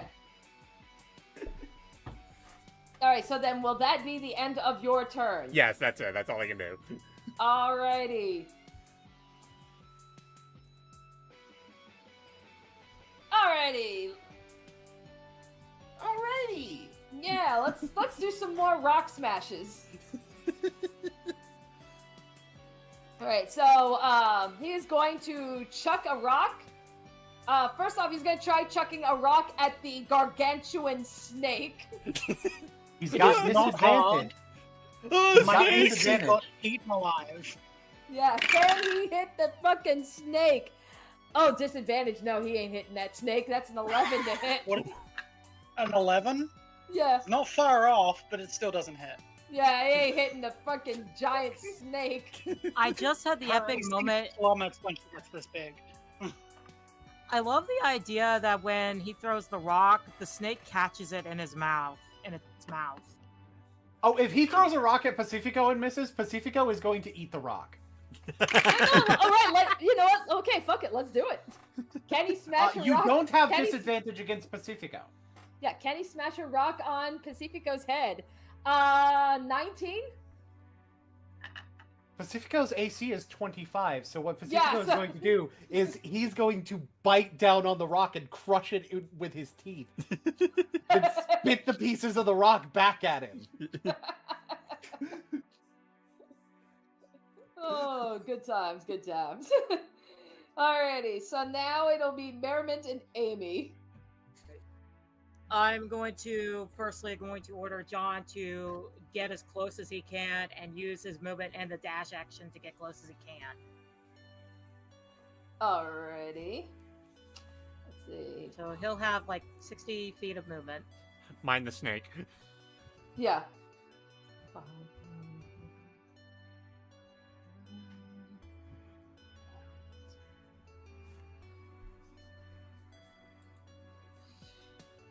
I believe somewhere by the snake.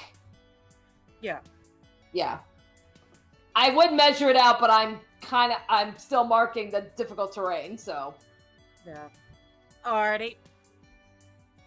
I am going to attack Vrog with a. Well, first, I am going to move just a wee bit. About right here. And I am going to cast Guiding Bolt regular this time.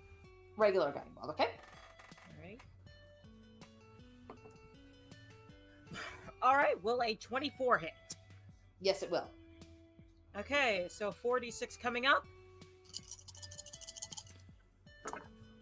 Oh my god. Oh my god! Those sound like good numbers. 6, 6, 2. So 14. Yep. It should have been 626. It should have been 626. You did it wrong, Jen. Shut up. And now whoever attacks him has advantage. Wait, you did Guiding Bolt? Yeah. Why'd you only roll 3 dice? Guiding Bolt is 46 at base. Oh, okay. Then let me just rewind. Okay, Roll so the one stage more. reference wouldn't have worked anyway. All right. Just rolled a 5. An extra 5. Okay. 19 So damage. 19 damage. 19 damage, alright. And Okay. the next hit against Frog does have advantage. Which Right. would be Merriment. You're up. You're up. Speaking of Merriment, he's going to move back 5 feet, provoking an attack of opportunity should he try. Yeah, let's try. Mark. Ooh, nat 20. Ooh.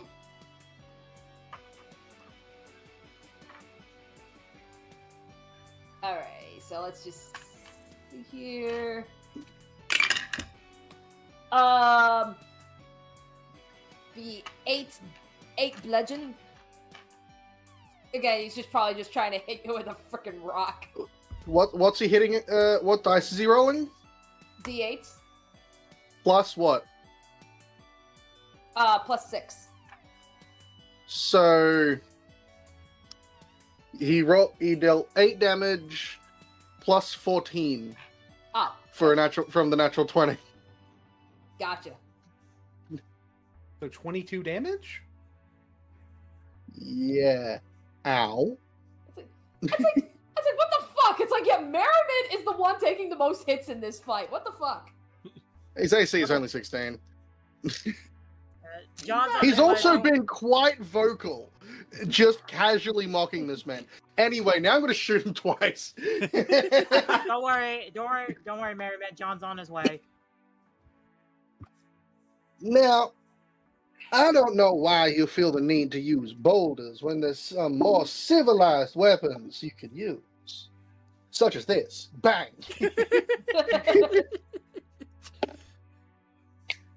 With the advantage, that is a natural 20.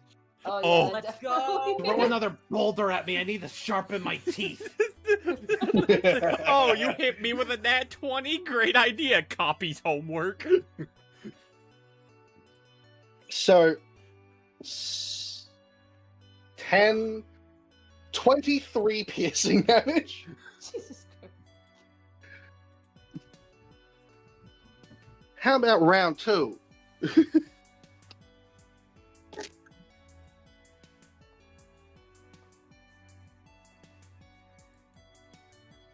Merriman had shot the same exact spot he just shot. That is a second natural 20. What the Damn. fuck? Okay, let's be fair here. Merriment has been targeted by Frog the most in this fight. This is max damage.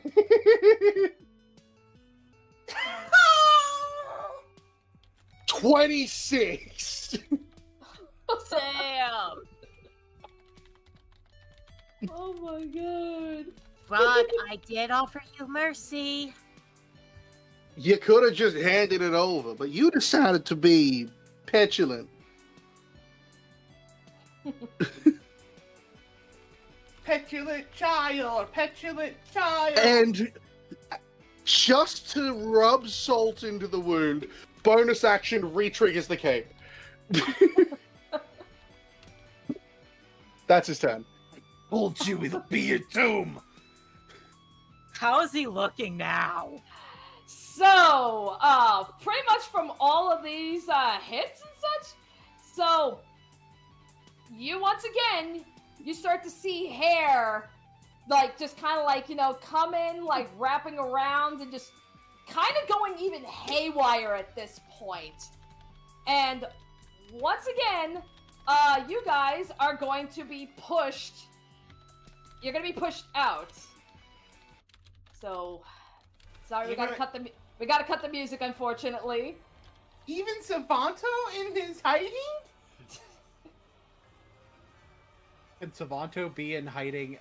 He just lands on the here's door. the here's the thing. So, all of you guys all start to you get pushed out and you land, and that is when you see two things rise out of the ground. One of them is Zasta, and the other is a giant freaking worm made of hair. Oh, fuck. So Now we gotta time! Kaiju fight! yep, we got a kaiju fight. And I We have thought you anyone were who ugly could get- before. Do we have anyone who can cast enlarge? Sadly, no. Damn Luke it. isn't here. Yeah, it's like Damn all it. your Quandrix people aren't here. Damn it.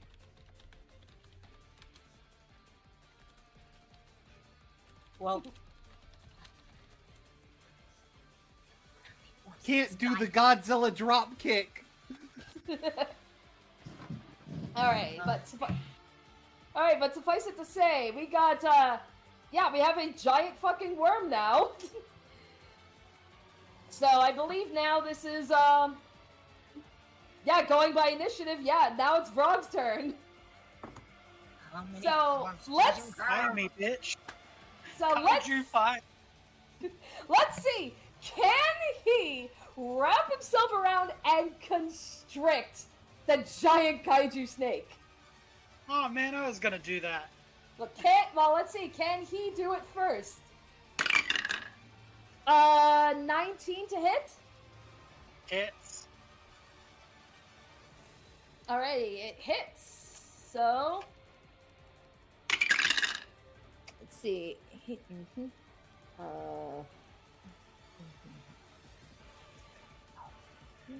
So 17 bludgeoning damage, and you are considered grappled. Noted.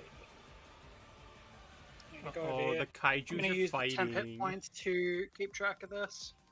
So, how much damage? 17?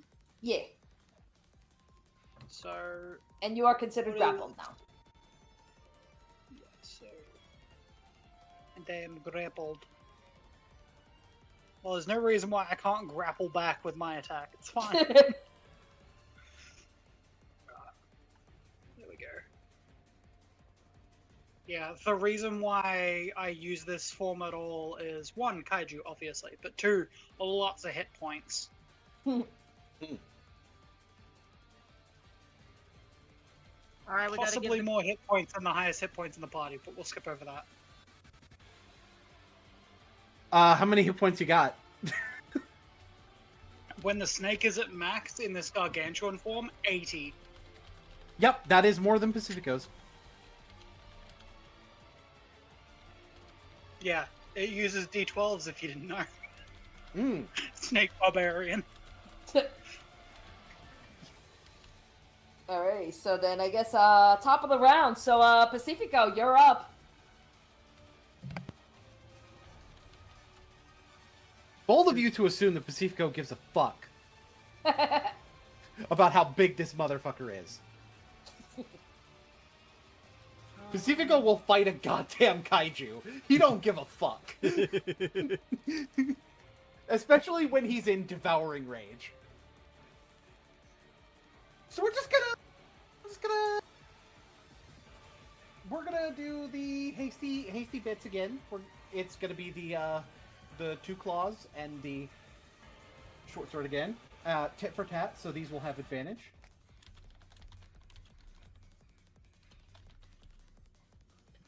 25 to hit on the first one.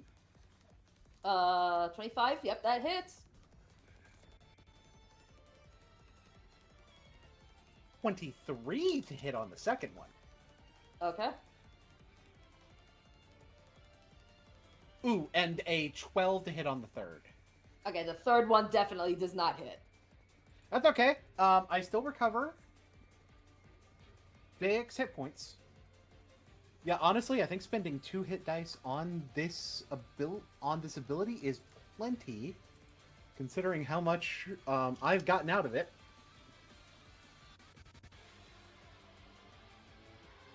That'll be 29 damage. Thank you for shopping at Walmart. 29 damage. Okay.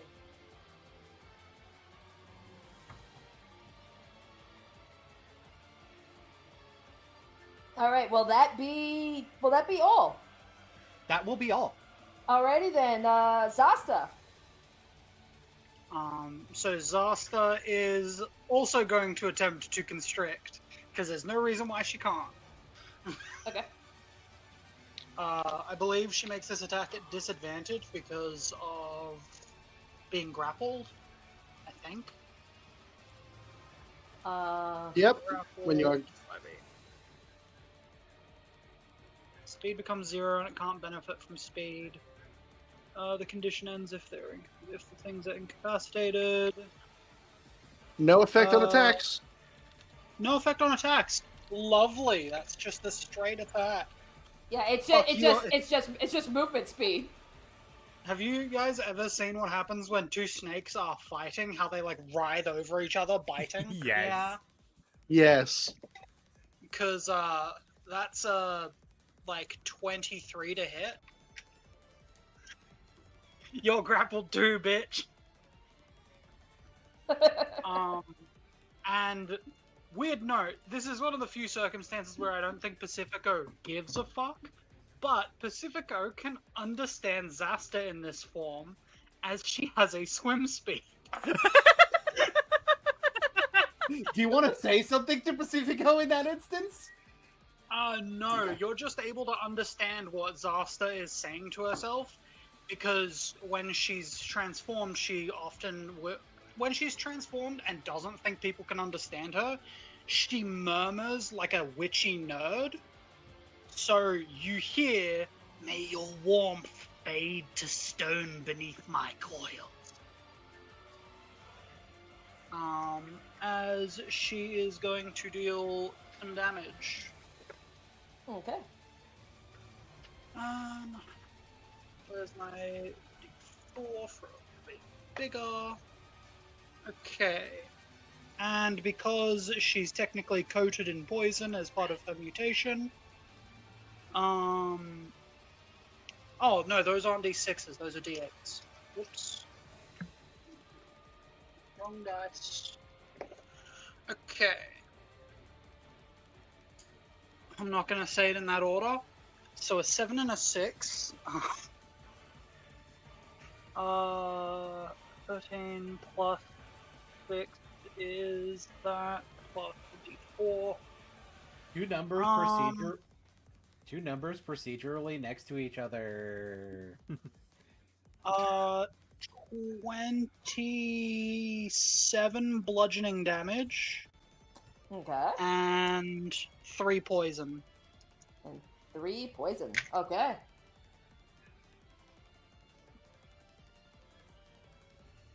As Zasta also coils around them but is covered in poison, so. Right. Yep. And that is their turn. Alrighty then, Savanto, you're up. Savanto's just going to pop out of a pile of hair, look up and see this giant thing, and look at his rapier. You know, I'm feeling very outclassed here. Can I say something to Savanto real quick? Okay. Or Discord could be stupid. Okay, Yeah. there it goes. Savanto, try to see if you can find it. Fine. Oh, the thing we're looking for. Yes. All right, on it. And yeah, so Savanto is going to start using his turn to try and find the mirror. Alrighty then. Alrighty, so then in that case, so yeah, so we can have this be like maybe like you're like diving into the hair again. Yeah. Okay. Alrighty, in that case, I will need you to do sleight of hand. Oh boy, sleight of You gotta hand. see, can you feel your way through the hair, and can you get it? That is a 24. That is a 24. Okay, so it's like you're going through the hair, and like, I mean, you do end up finding, like, you know, okay, like, by its head is where Vrog's body is. And it's like, yeah, out of the corner of your eye, like, I mean, yeah, you can see something glinting. And you go and you reach for it. And yeah, you get a grasp on it. And it definitely feels sharp. So you got something. Yeah, so yeah, Savanto's gonna take a grab at it. Alrighty. Alright, so you grab it, and then, and I guess for flavor's sake, do we want to have it be maybe you, like, pop out of the hair or something? Yeah, like, he just pops out. He just pops out and he's just like, got it! It's like, yeah, it's like, okay, yeah, and you you pull your hand up, and yeah, you look, and yeah, in your hand appears to be some kind of a glass shard.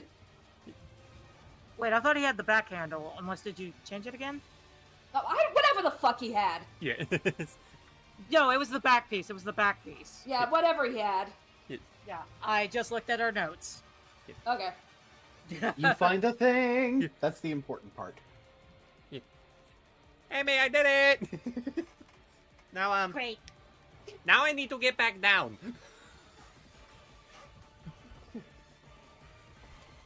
Yep, so we can have that. So we'll have, like, you grabbing the thing will be the action, so you getting back down can probably be the next action. Yeah, with haste. Okay. Mm-hmm. So yeah, he's just gonna come back down, then he's gonna use a bit of his movement to hand the piece to Amy. Here you go. Alright. That's it. That's definitely it. Thank you. Now, Amy can go all out. Savanto says cutting action hide under the tree. That will be his turn. Alrighty, so as all of this is happening, so Vrog is kind of preoccupied at the moment with Zasta. Savanto goes in, grabs the little mirror piece, and leaves. So as all of this is happening, if you would like to appear. Say her name and she appears. Joe Hendry's not in this campaign. Yeah. I said she. Yeah, and That's you her. Miss Kendry. Yeah, you're Miss Kendry, Joe Hendry. Wow. My Okay. original OC, Jane Hendry. Okay. Yeah, so MM. So you, after everything with what happened in Kaladesh, you do decide, I gotta go back, I gotta help everybody. So your initial thought is, I'm literally going back to where I left, from the cave. Yeah. And yeah, you're going through the caves, and it's like, where did everybody go? And it's not until you make your way outside, and the first thing you see is 2 giant kaiju. I'm gonna say this is like, where's the entrance to the cave? Probably right by where the snakes are. Hence why that's like the first thing she sees. I'm just gonna put her here. And just be like, Okay.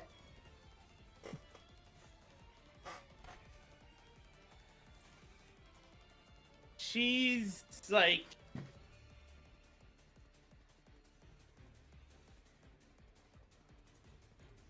She went from like blue screening to.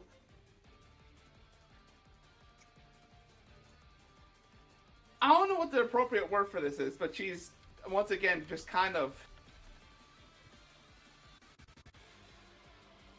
I guess it's a different kind of blue screening. It's not. It is not. It is like she's not sure. He went from Doki Doki to what the fucky. She did. Yeah, so it's like, so she's like, oh my god, there's this giant snake fight just going on. I'm going to. I would say that just for, I think this planeswalking back and finding it and finding out. I'm going to say that is her turn. Okay. So effectively, she's just holding her action. Yeah, no problem. She's just in the entrance to the cave. You guys might be able to see her, but she's just kind of.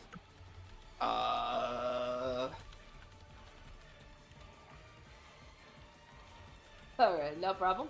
Yeah, she's just kind of not sure what to make of anything right now. Alrighty. Okay, so in that case, so Vrog, can Vrog keep hitting Zasta? Probably. Okay, 13? That's enough. Her AC is 12 currently. Gotcha. Alrighty.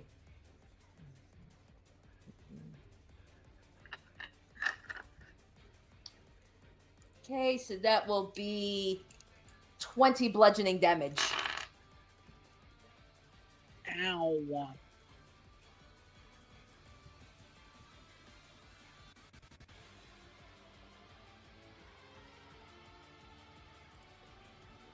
At least I'm using this form for what it's meant to be used for, which is tanking big hits like that. Yeah. Alright, well, that'll be his turn. Fuck him up. Fuck him up. Alright, well, next it's, Amy and Merriment. Your guys. I think Merriman should go first.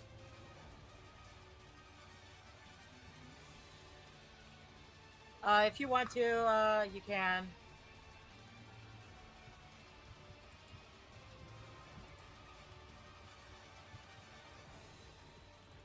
Letter? So, Oh, there you are. Merriman looks up at the snake, at what Vrog has become. You start shoving people around, then you go and change into some hairy armor wearing ugly motherfucker. Now you turn into a worm? Are you devolving? Bang! Have you considered bang? 17 to hit. 17 to hit. That, does not hit. Damn. Round 2. Natural one. Natural one. Ah. Now, that's just unfortunate. Your turn. Alright. I think I am going to use Guiding Bolt one more time, but this time I'm using it at a second spell. Second spell, okay. So that will be this thing again. Thank you. Alrighty, so So it's at... All right, so it will be 5d6. You do have to roll to hit first. I know. All right, will a 21 hit? 21 will hit, yes. All right, so 21.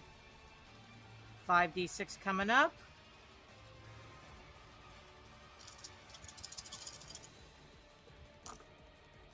All right. Oh, okay. Not bad. Not bad. Not bad. Okay. Yes. Do a little bit of rolling roll.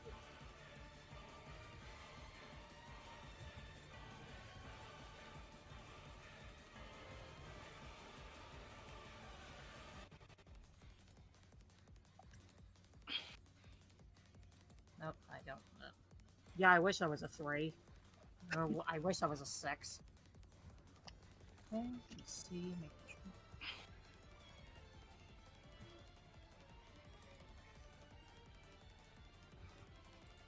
Okay, there you go.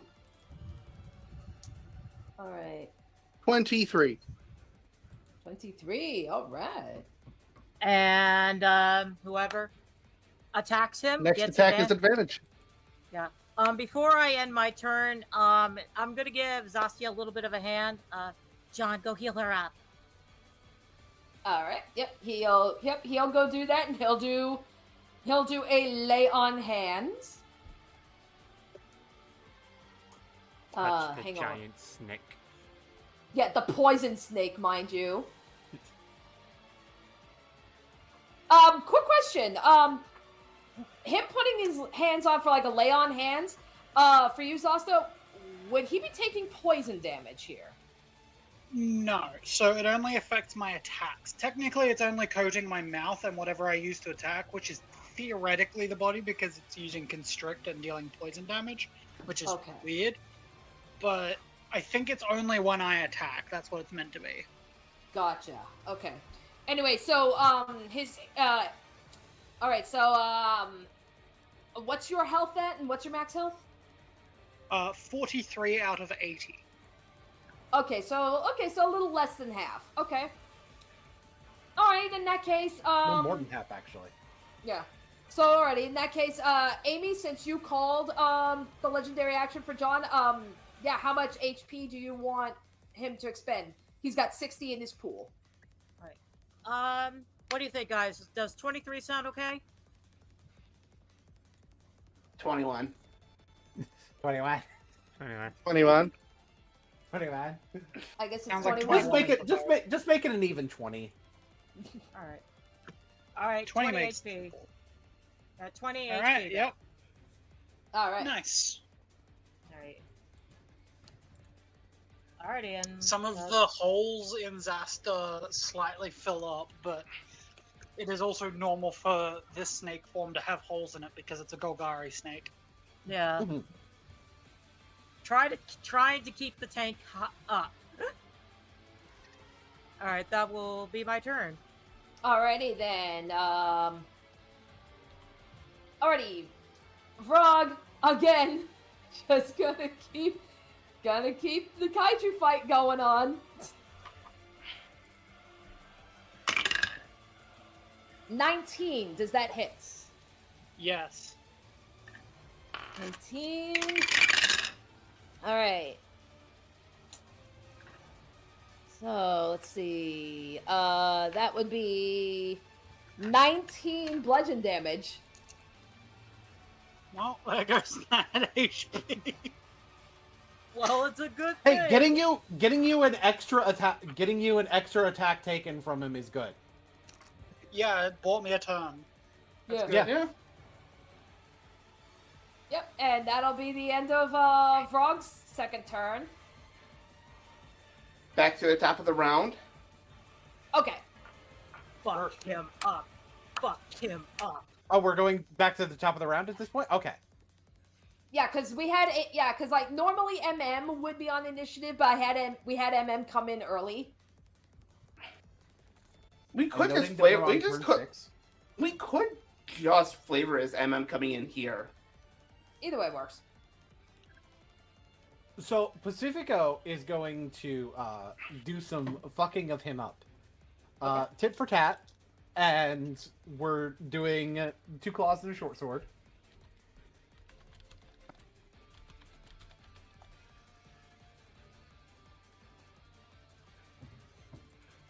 Ooh, very close to a crit. That's a 27 now. No, that To hits. hit on the first one. The second one, a 24 to hit. Yep. And the third is a natural 20. Oh god, yeah. So I regain 12, which means I am back at full. Which means that after this, what I'm going to do is I'm going to drop my, I dropped the Relentless Rage. Or the Devouring Rage. Or do I? I don't know, Can you I? tell me. Let me look at that. If I can choose. Actually, I think it's a bonus action to choose to drop rage anyway. So,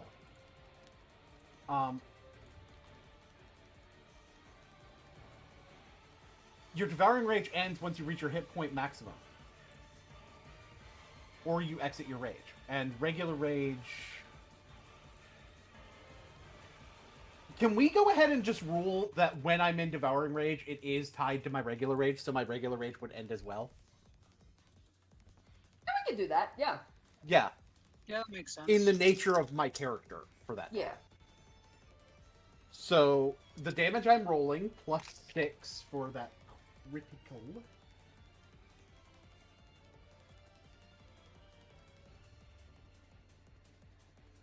So that's going to be a total of 28 damage.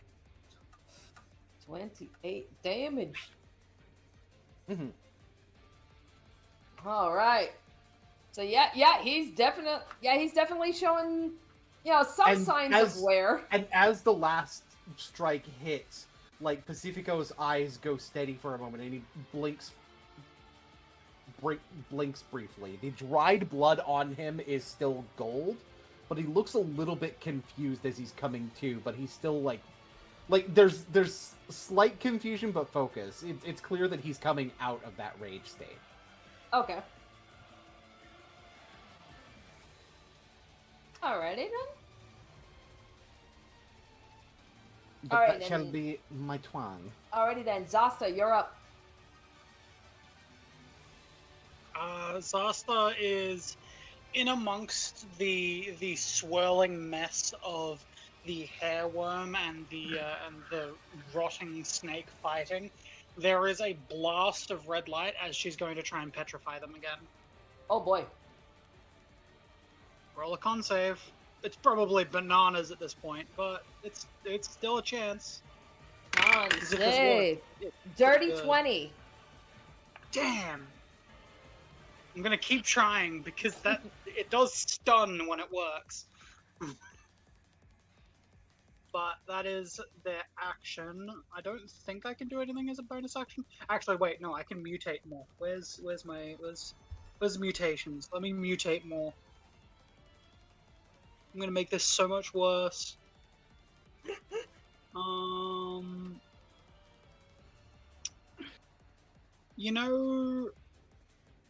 I think... No, I don't think I want to do any of those, because I don't think flying is useful here. Especially when I'm restrained. Well, grappled. Right.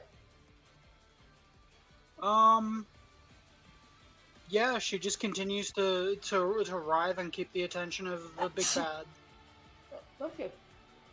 Thank you. That's my turn. Alrighty, Savanto. Savanto is going to point his finger out and he's going to cast a firebolt. Firebolt, okay.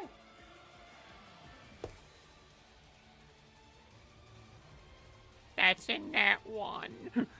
Oh. Yeah, so sorry. No. You don't get to hit the giant worm. He tries to point his finger out, it fizzles out.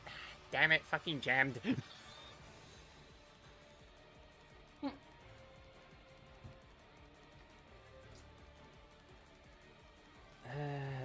know he's still hasted, but I also don't know if it'd be worth just him running into the guy. Leave the running into the guy to Pacifico. In that case, he's still just going. He is going to end his turn here and just keep hiding. Alrighty then. Alrighty. Once again, punch snake. Go on, try. Do it. Okay. It's fine. Alright, well that's an 11. Oh, that doesn't hit. Okay. One. Yeah, okay. So that's probably more like, yeah, you tried to hit, but you dodged, so it's just more coiling and tangling. Did it, chat!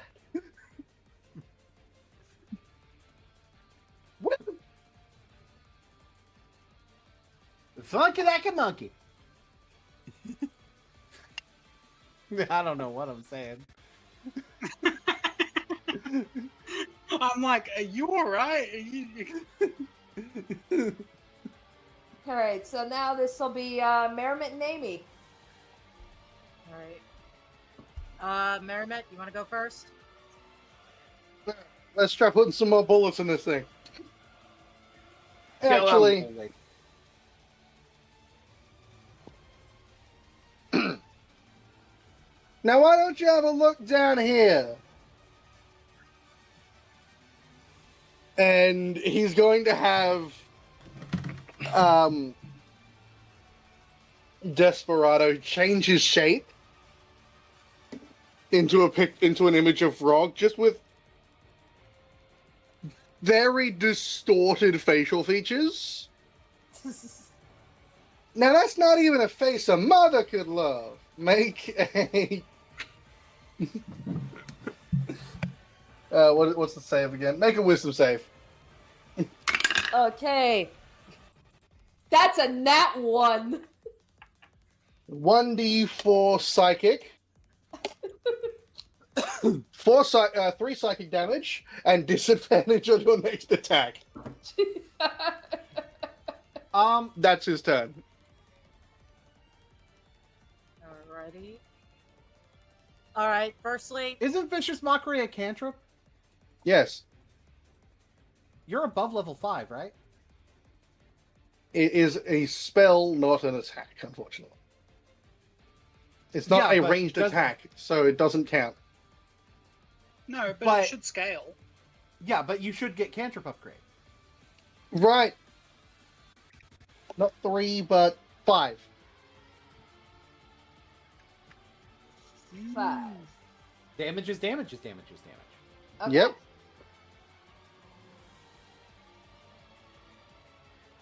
But yeah, that's his turn.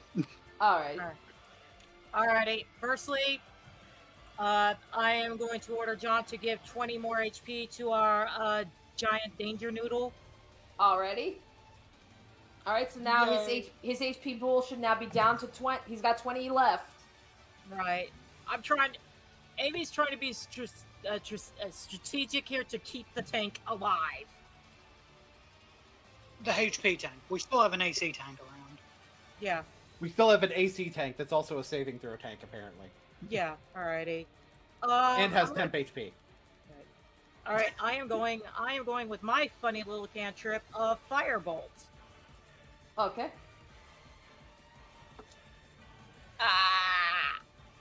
Not 20! Nat 20, okay. Let's go! Alrighty, so that's 2d10 of fire damage. Come on, Amy. Oh my god. Oh my god! The total? 19. 19 fire damage. Oof.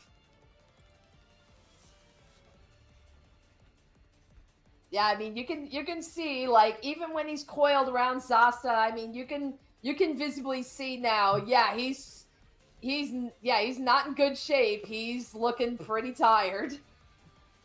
Yeah. Do I have twin spell? I think I do. Can't target the same target twice with twin. I can't? Nope. No. Nope. Damn. It has to alright. be it has to be a second target. Unless you then. want to target someone else. Uh, Just blast Nah. someone. Do you want to Nah. target Pacifico with the firebolt? Just blast. Just blast another motherfucker while you're at it, you know? nah, that's a-okay. I'm going to move a little bit to give myself a cover, because I have something that I know Vrog is probably going to want back. I'm giving myself some cover. About right. Yeah. Okay. Alrighty, and that'll be my turn. Can I Alrighty. real quick? Pacifico is probably going to. Pacifico is now more of right mind. He's going to look back, probably see you going towards cover. He's going to be like, "Do you have it?" She shows it. Got it. Get out of Go. here. You sure? I'm sure he can barely touch me. He's And his able to do movement speed's something 0 disaster currently. right. He can barely touch. He'd barely be able to touch me, and even if he was attacking me. She looks at the others, just to Get- be, Get out of here, put the mirror away somewhere safe, and come back. alright. Can I do that, DM? Yeah, so we can have you planeswalk here, and then when it's I'll come your back next up. when it's your next turn, that's when you show up. Alright, Would that I be will an do act? that. Stupid question. Is that an action or a bonus action? Or does it matter? Not matter. Do we have a ruling I for think- that? I don't say think- Planeswalking, I think, would be an action. So Yeah. here's what I think happens. I think to make the action economy make sense, Amy will have to planeswalk away on her next turn and planeswalk back on the turn after that. Does that Yeah. make sense to everybody else? Yeah. You're Okay. effectively casting plane shift. Yeah. Yeah. Okay. And I'm confident y'all can handle this. Oh yeah, we got this. Anywho, worm punch. I believe in you, worm punch. Yeah, and I believe this is disadvantage. Is it? Why? Why would it? Yes. Oh. Now, Oh, you're an this is ugly son of a bitch. Because yeah, of the yeah, yeah. mockery. Yeah, the vicious mockery. Okay. Okay, yeah. So that would be. I'd be a 12 to hit. Mates it, baits it. My Ah, AC okay. is abysmal. Okay. I'm trying so hard. It's Let's okay. see. I'm built for this. Okay, 17 bludgeoning damage. Oh, yo, that's less than 20 this time. 7 gets it there, and then another 10 gets it to there. You've effectively made it so that I lost 50% longer. This is fine. That's good. Oh, alright. Alrighty. Alright, so that will be Vrog's second turn. So now it should be MM.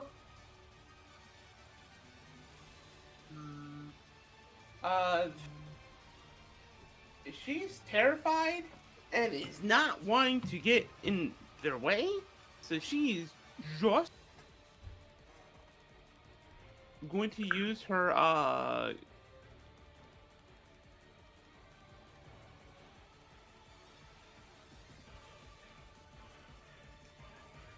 she's going to just cast invisibility on herself. Okay. That makes sense.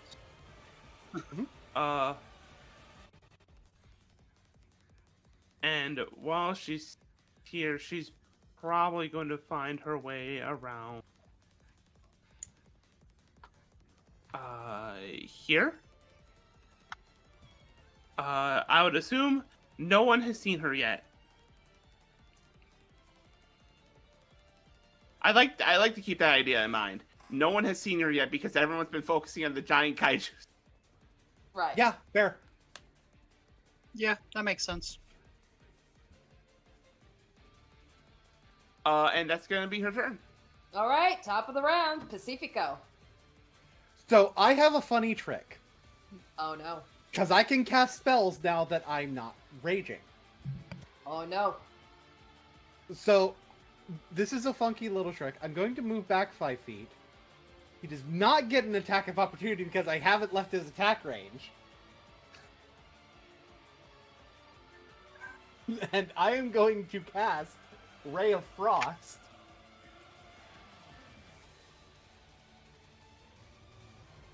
That is a 14 to hit.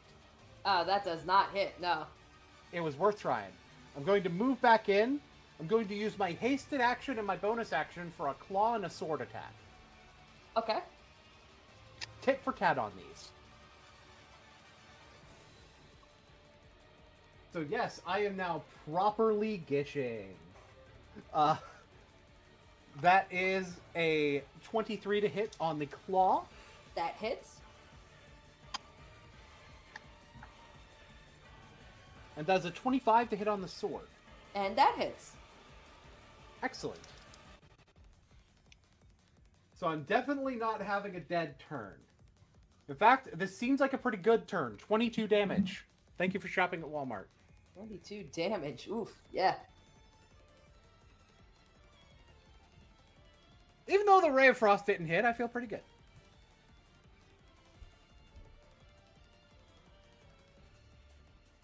Alrighty, so will that be your turn? Yes, that will be my turn. And I All should right. note in the chat where we have hit turn 7. Alrighty, so Zasta, you're up. Ooh, actually, No, I hang on. want to see if I can. Yeah. To make sure that Zasta is able to stay up, can I be the one to command John this turn to do the lay on hands? Yeah, we're on top of the round, so it counts. Yeah, and he'll look to... John, hold. We've only got to keep this going for so much longer before we're free to... Before we're full force. Alright, so you're gonna use the last of the HP pool? Yes. Alright, so that's 20 hit points.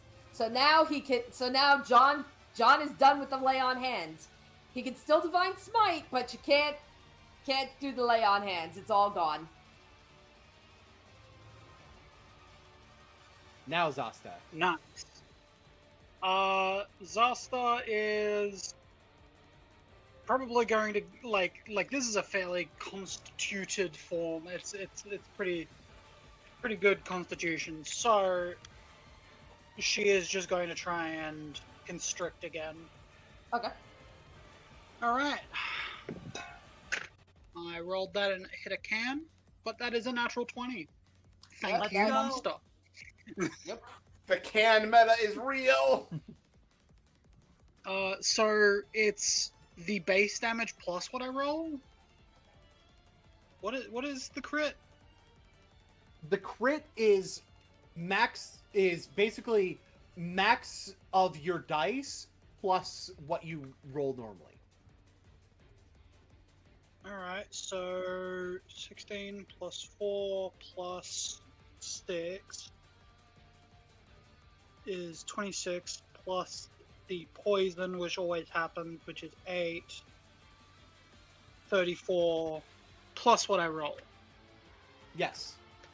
which is 2d8 plus a d8 poison plus the d4 from side.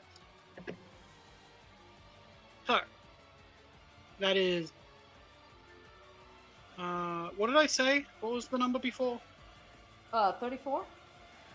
34 plus another 12 is 46. So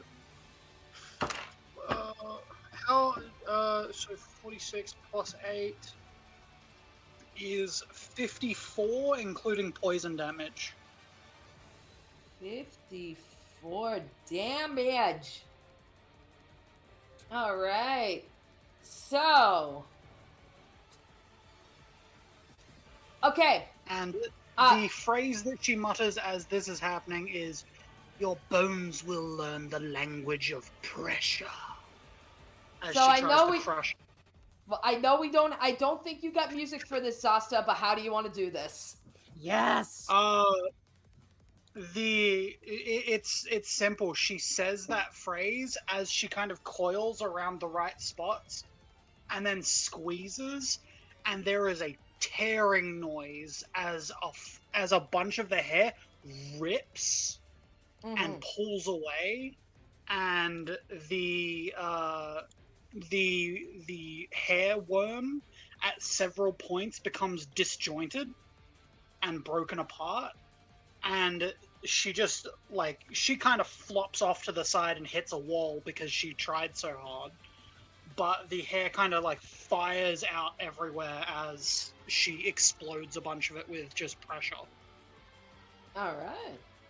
So yeah, between the attacks and just the hair just kind of completely losing control, it's this giant hair worm, it just kind of dissipates until all that you see pretty much remaining in the middle of this pile is Vrog himself. Oh boy. I like to, is Vrog still alive? He is barely alive. May I make a suggestion? What would you like to suggest? We just cut to Amy. Okay. Yeah. All right. It's kind of part of it's everyone's plotline to some extent, but this is also a part of the Oko plotline. So switching to Amy is not a terrible idea here. All right. Not at all. So, as Amy was getting ready to planeswalk, she sees that Vrog has finally fallen to the ground. And she takes the pickaxe that she found in the mines, starts dragging it onto the ground, walking up. There is a look of sheer hatred in her eyes. And she says, in Sylvan, "I gave you a chance. Now, this is for everything you have done to me, to my family, especially my father, and to the bastard you call your master for his death." And she starts taking this pickaxe and starts slamming it on his body over and over, screaming in agony and in anger. Okay. Blood is flying everywhere. Okay, so as you're just kind of going on a freaking rampage here, we'll actually have John. John will even see this, just taken aback by the viciousness, a viciousness he has never seen from you before. And yeah, he'll actually even run up, and he'll just see Amy, and he'll even try and grab you and wrap his arms around your waist and even try to pull you away. He's just saying, "It's enough." Tears are streaming down her face. "You hurt my family. You hurt the people of Eldraine. Go to hell!" And just finally collapses, crying in John's arms. Alrighty, so yeah, I think suffice it to say, between that freaking barrage, yeah, there is no way that Vrog is surviving this. At this point, it's, you can see parts of his body, maybe his head, maybe an arm, parts of his head, his chest is just completely just completely sunken in from the attack on this with this pickaxe. And If I may, Amy- Zasta would like to transform back. Yes. It's so Yeah, I'll get you back to normal size. But Giant woman. So yeah. I So yeah, I like, feel like this is yeah, everybody, what do you make of this after seeing what the hell Amy just did? so. And I'm kind of accelerating the clock on one or two things for that are affecting Pacifico for narrative purposes, like in terms of spell effects. Mhm. But Pacifico is going to Pacifico is more so shocked to see Amy doing this than at the level of violence on display. But the thing is, it's right. He would have probably stepped in, and he wouldn't have stepped in himself. At first, he's like the shock sort, and part of him is thinking, that's what I look like. That's how I looked a moment ago. Oh God. And he looks down at his hand, realizing, and only now realizing that the blood on him was gold. The golden claw begins to dissipate as he falls back on his back, exhausted as the haste wears off. And the incapacitate happens. Yes. And the same thing happens to Savanto. He also just collapses onto the floor. Savanto, you're going to feel a palm, like what feels like a palm that you can't see on you. Like you can't see the palm, but if like you can feel it. Mhm. MM's gonna planeswalk both of them out.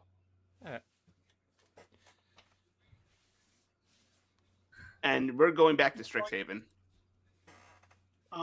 Throughout the entire like breakdown, as Zasta kind of like looked spooked and then realized that Vrog was like dead and being beaten further into death. While everyone else is experiencing these emotions, probably Merriment is the one to notice the easiest, as Zasta just kind of watches with this like awe and like fascination that looks a little bit psychotic, as there's like a slight grin as she just stares and watches as this, you know, blonde woman in a dress beats someone to death with a pickaxe. Told you Amy was gonna have an epic and crash out. and she just like wordlessly is just staring and then makes some notes in the little notebook to her side. Fascinating, isn't it? Someone so Wild. small with such a aggressive streak in it. It's like certain types of animals, like cornered rodents or wolverines. Yeah. And she's just fascinated. And in the moments when eventually they're going to get dragged away, she's also going to do something before leaving. Okay. Yeah, so probably like considering we only have 2 planeswalkers left and 2 people that need to get back, like No, John, we have 3.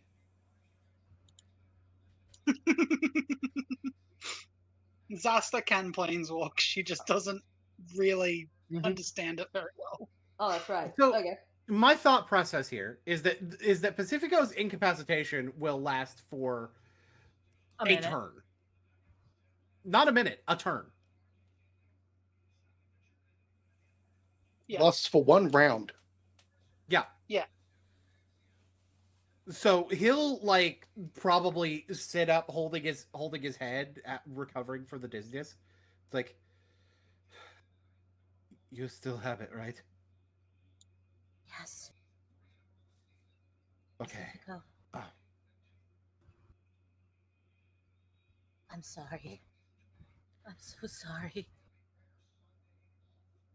What are you apologizing for? What I just did. I never felt that way before.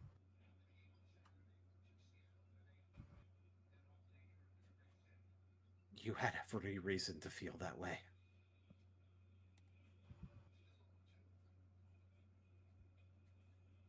I need to get back to Princess Rowan. You and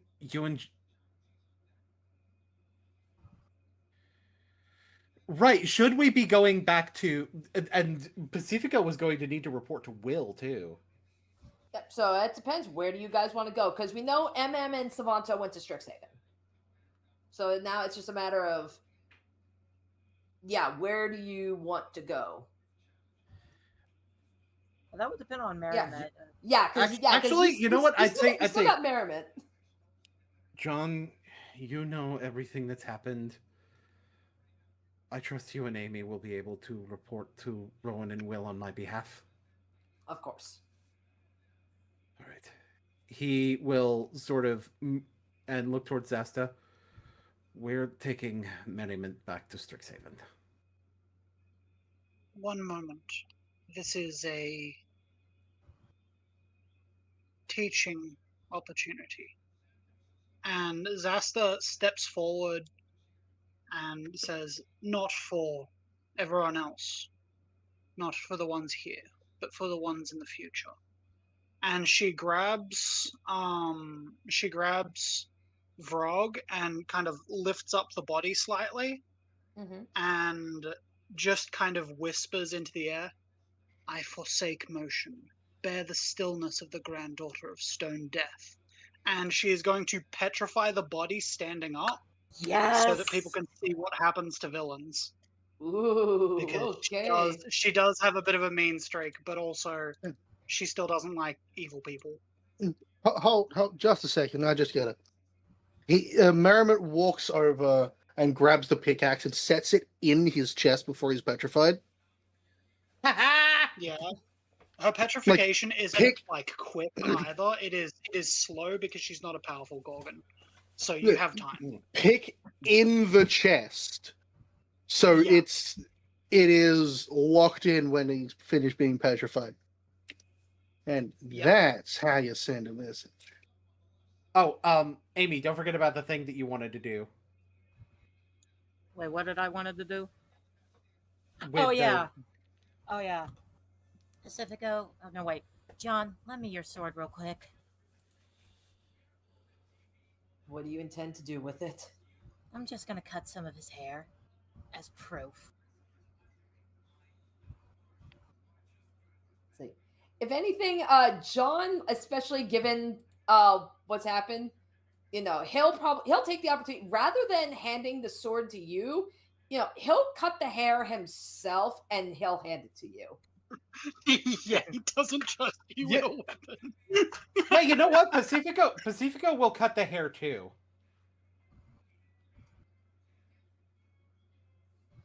All right, I'm gonna go now. There was the other thing you said you wanted to do involving. Cut his hand off. No, I was talking about the other thing that you told me you wanted to give Pacifico. What was it? Explaining what it is. The gems. Oh yeah, my fucking bad. I'm an idiot. You kept talking for the past 2 weeks. You've been talking about. Make sure you remember to do this. I know. Shut up. Anyway, she'll give Care Pacifico. This is a little bit of a payment. She'll hand him all of the gems. How many is that? Let's see. I gave Canvases the Moonstone. You have about 4 gems. 4 gems worth 50 gold each? Yes. Yeah. You didn't need to. And he's about to say that you didn't need to do that, but then he realizes why you're doing it. It's like, all right, I'll split these with MM. All right.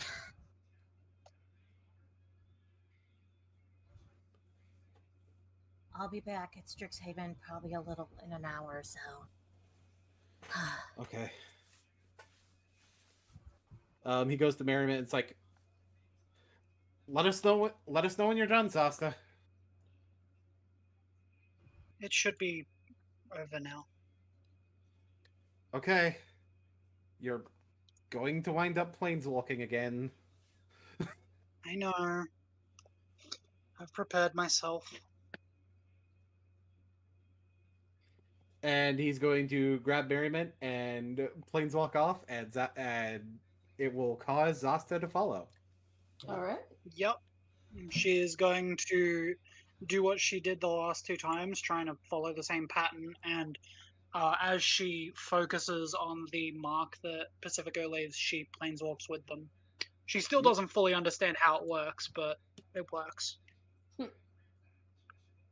All right. You mean, yeah. All right. Alrighty. So.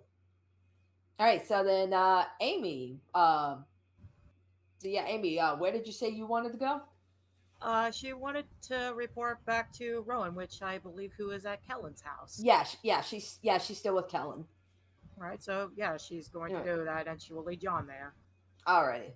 Yeah, John's gonna be like, yes, yeah. Let's get you out of here. Yeah. And Amy's just in a very dazed look. Alrighty, let me Da da da da da da da da da. okay, hang on, let me pull up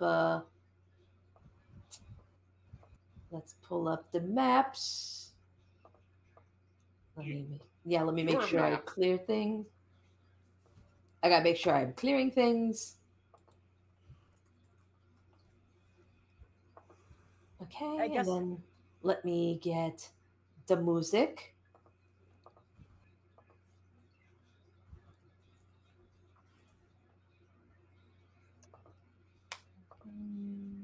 Pull up the queue.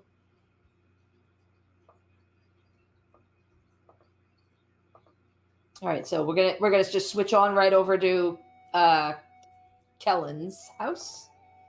Yay!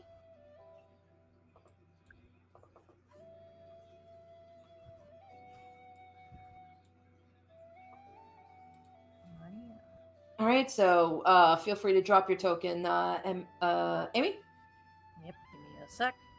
Come on, thank you. All right, and then John, I'll be right there with you. All right. Welcome to this little peace and quiet in the wilds, John.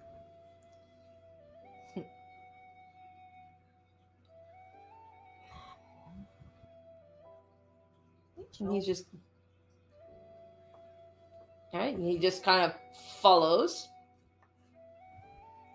Knock on the door because still want to be polite. Mm-hmm. All right, and then Rowan will answer the door, and she'll just say, "It's like, Amy, John." It's like, here, come in. Oh yeah. Can you have Rowan make a perception check? I can. Okay. I'm just doing flat rolls here, so that's a 10. Okay, so she barely notices the freaking blood spatters on her dress. But Amy will reach into her pocket and pulls out the back piece of the mirror. Got it. That's great. That's great. But Rog, it's like, yeah, judging by what, that could not have. Yeah, she just finally takes in, and she's like, oh, this could not have been easy. Are you all right?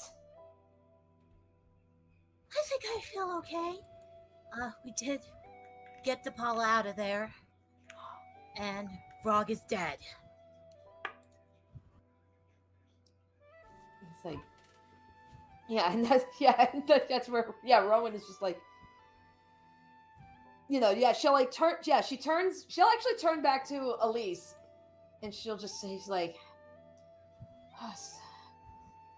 all right, so you actually didn't lead them into a trap. So what you said was genuine. He's like, I'm sorry I doubted you. And yeah, so John, he'll actually probably pull you, Amy, like maybe like behind him, like as he goes to approach Rowan, and he'll give some more details on the battle itself. But you notice he does conveniently leave out the more gruesome details for how Vrog met his end, like specifically that it was by your hand. He will not tell her that. Yeah. Yeah, so she's listening, you know. She occasionally glances back over at Kellen, and for a brief moment, she sees Quinn for a split second in Kellen. Yeah, Kellen, he'll look back and, like, especially given, like, probably while John is giving his report, he'll probably, like, cautiously go over and he's just like, are you sure you're okay? Yeah. I'm fine for now. Perhaps I should pull you to the side real quick about what's going on. Is that very well? Probably like right here. All right. So, outside of dealing with Vrog of rescuing Depala, there's some things I'm also looking for here in the wilds. Okay. And she will... And promise me you won't tell anybody this. Because I don't want the Fae to catch on about this. Yeah, he's like, yeah, and he's just like, oh, he's like, I was like, very well. She pulls out the back piece of the mirror. This is a fragment of what belonged to my dad. The Mirror of Freya. It is a very powerful magic item that can see the truth.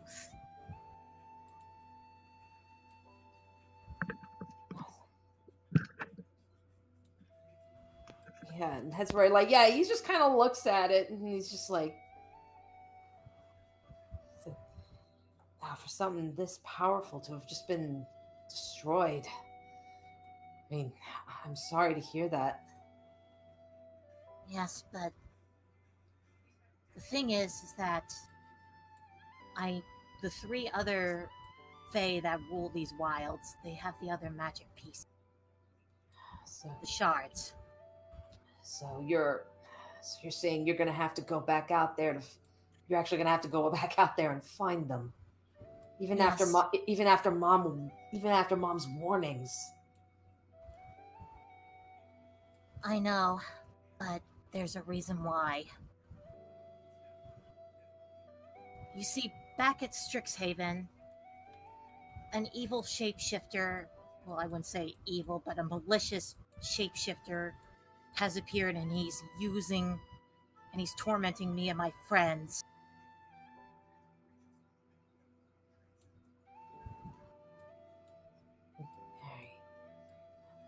He's like, and you think putting this mirror back together is gonna protect everybody? Not just protect, but expose him. I see. Unfortunately, I'm under some of his... He approached me and gave me some special rules that I'm not allowed to say his name.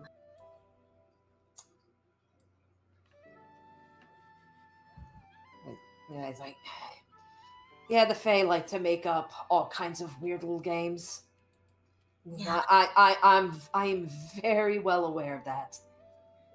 Oh yeah. Freaking elk man. See, that's the one thing I can do, is I can make up nicknames for him. Well, I can't say I've seen any elk men. No, but I'm sure if you ask my brother and the princess, they will tell you all about him. I suppose. Yes. it's like for now. Mom insists that I stay here. So for the time being, I'm really not going to be going anywhere. At least not That's until she says it's safe. That's fine. You wouldn't mind if I come back here, every so often, right? No, not at all. It's like all of you are more than welcome. Of course. I'll bring back books and stuff from the place that I go to for you to read. He's like, oh, well, yeah, I'll definitely look forward to that. Thank you, Kellen.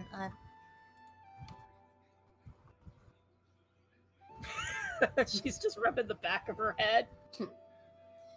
I was like, you're welcome. Now just go back home and just, get some rest. All right. I'm gonna wait till my brother and the princess are done. Because I still got one more place to go to. Okay. Yeah, so so probably like while this conversation's going, that's where John finishes giving his report. So it's like, all right, princess. So with that, I think it's time.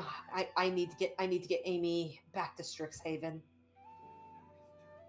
I think for the time being, it's probably best that she stay as far away from the wilds for now. And she's like, yeah, understandable. And then likewise, I'm sure, if anything happens, we will be sure to send something. We'll be able to let her know.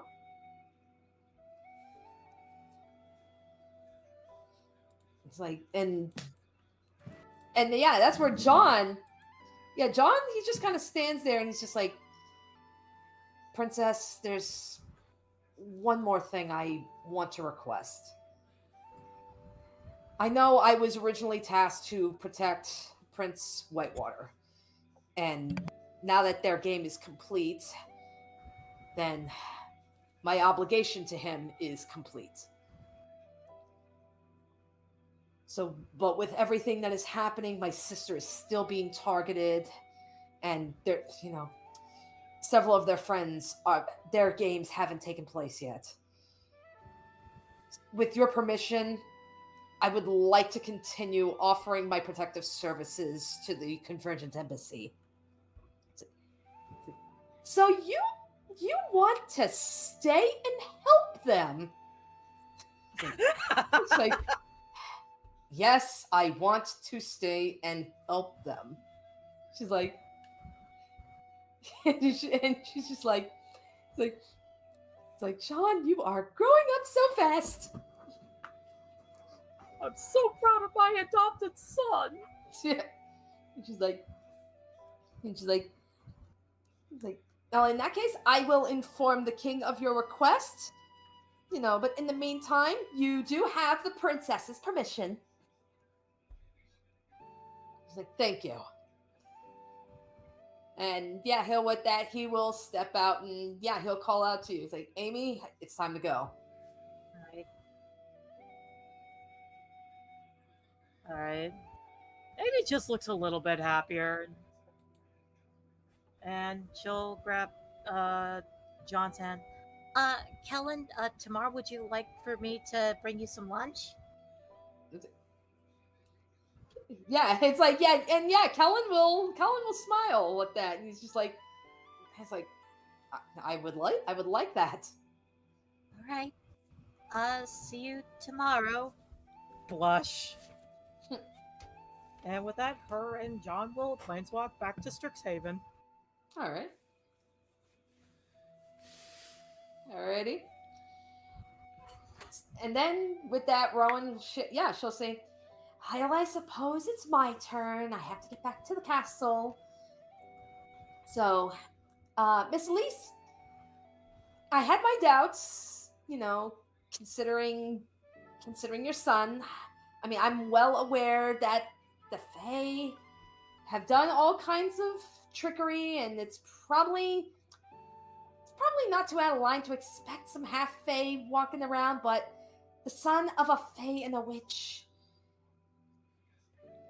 I'm sorry I had my doubts, but it's true. You helped them, you guided them to where they needed to be, and they accomplished their mission. So, consider this little haven of yours. This will be our little secret. She's like, oh, thank you, princess. I appreciate it. I promise we won't be staying here forever. It's until I can see that everything is safe. Then we can leave, and we won't bother you anymore. And then with that, Rowan will, she'll eventually leave, and she will make her return back to the castle.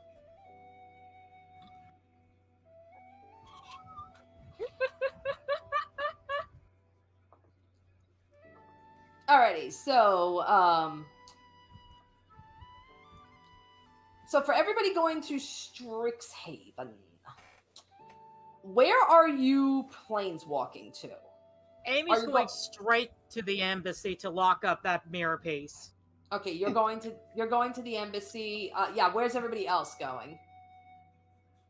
Pacifico's first thought was to go to the dorms because he probably needs to clean up, and he's not aware just how much of the golden blood is on him.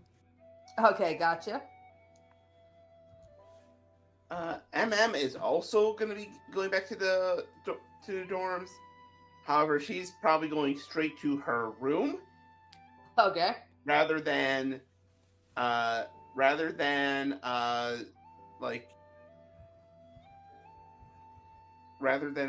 anything else. That means Savanto would be going back to the dorms with you because you have them. Yeah, exactly. You're And appearing in her Zasta room. would. Yeah, Zasta goes exactly wherever Pacifico goes. Okay. The only time Zasta doesn't go where Pacifico goes is if Pacifico gives other orders to be in a location. Yeah. Gotcha. Okay. Alrighty, so basically you guys are just going back, getting cleaned up, all that other fun stuff. Okay. Alright, so we probably don't need to do RPing for that bit. I think there's one thing that we could do is have the pass off of the half of the gems that go to MM. Basically, have Pacifico find MM and just be like, "Hey, MM."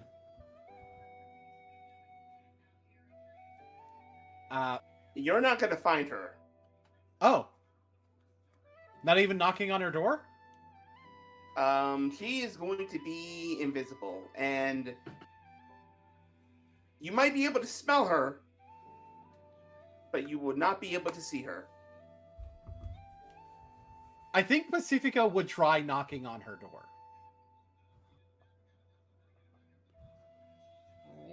Alright. At some point. Yeah, here, let's actually go over to the dorms real quick for that. Yeah, she's straight up kind of not in a... She's not in a...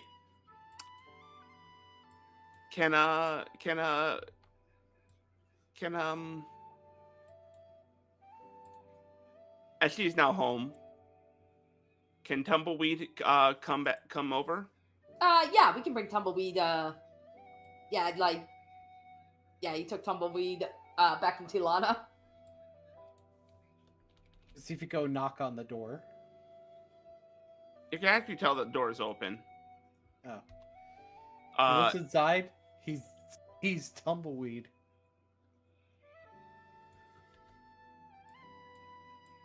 And he sees, I presume, nobody else in the room. Well, maybe Betty.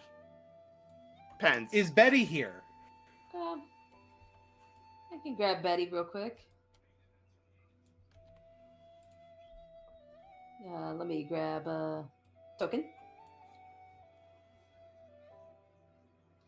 Hey, so So yeah, so we can just see she's probably like working on like a fashion sketch or something at the desk. And Pacifico probably for now has told Zasta to stay in his room until they figure out which room she's sleeping in. Okay.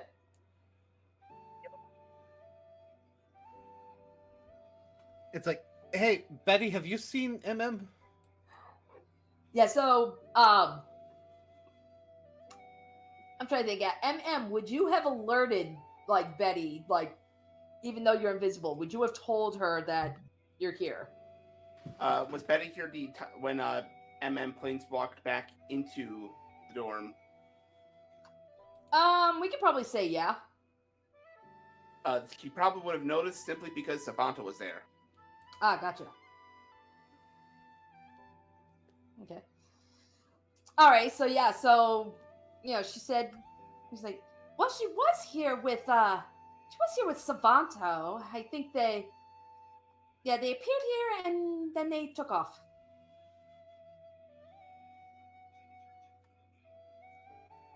And it looks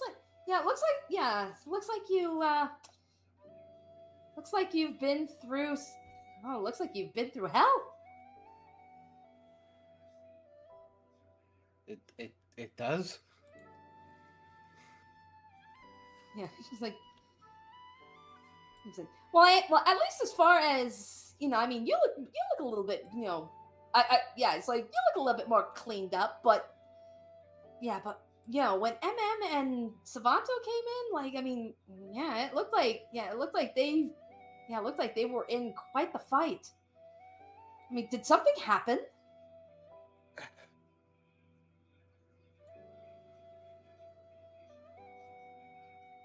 Kind of. It's been resolved. Oh, well, that's good. He looks at the gems and it's like, he's thinking while looking at the gems. He's like, I have something from what we were doing that I need to give to MM. Okay. Do you mind if I leave a note and leave them on her desk? Oh, not at Maybe? all. Yeah, I'll be sure that she gets them. So he will go to write a note saying, Dear MM, Amy gave a bunch of gems to me from the mines. Given your need for money is very similar to my need for money, I thought it would be best to split them. And basically leave 2 of the gems for MM. All right. And he'll basically say, I checked, they sell for 100 gold, and they'll probably do that sometime between sessions, so I'll just go ahead and mark it as having the gold instead of having the gems themselves. Yeah. And he'll be like, words, vengeance will be mine. yeah.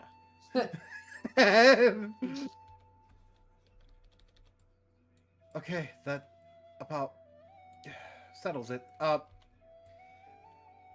MM, can you make a perception check?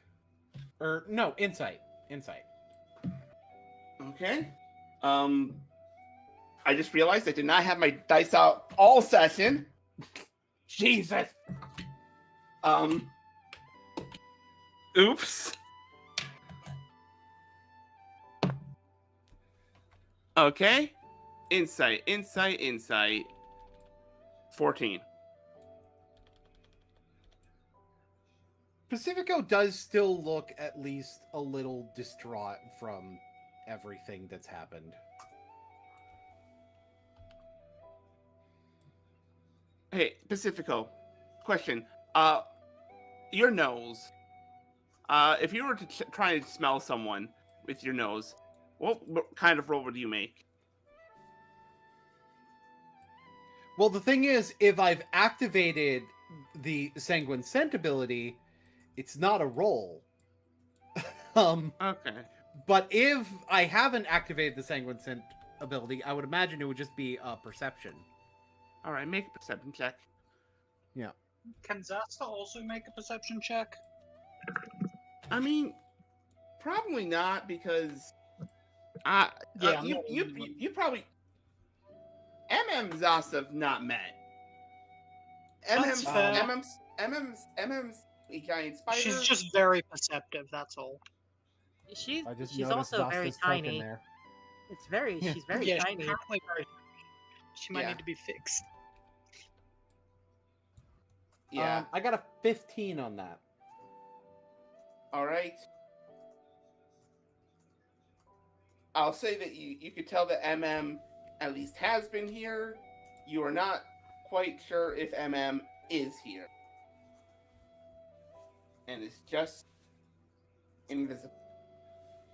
He will walk over to Tumbleweed, hat on head, and knowing how much he dislikes Tumbleweed, that is slightly unusual behavior for him. And then he'll go to leave. It's like, right, we need to go down to the, I forget what the title for the head person of the dorms is. That because my brain stopped working. Yeah, that's okay. I know who she is, but it's like we need to go down to her to figure out what room you can stay in for now. Yeah. We've had to deal with something like this before.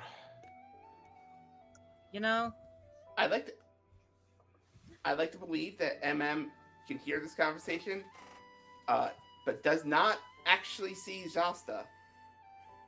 Which Because Zasta's not in the doorway. nope. All right. Yep. So we can.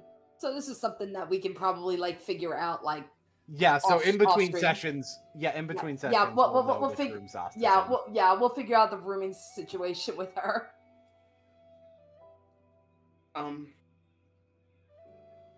MM is actually, once that happens, she's actually going, once she can tell they're downstairs, she's going to shed the invisibility.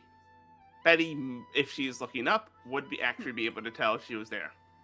Yeah. So it's like, I would like to think like when Pacifico leaves, like Betty, she's probably like she sees the gemstones, and she won't. Obviously, she's not going to take them because they don't belong to her. But she's probably got like a sketchbook in hand. She's like thinking like, oh, the colors and stuff. She's getting ideas. So she's probably like sketching away like in her book when all of a sudden you just appear. And she's just like, what the? And you have got to stop doing that. Sorry,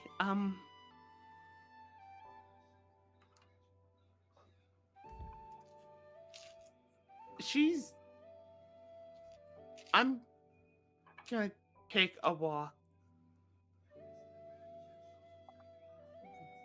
And she is simply going to take a walk over to another room. Okay. Knock, knock. Yeah. Knock, knock, and Opened Yep. up the door. It's yep, MM. Tilana answers. She's like, oh, you're back. Come in. Okay. Okay. Are you okay? Is everybody okay? I don't know. I don't know.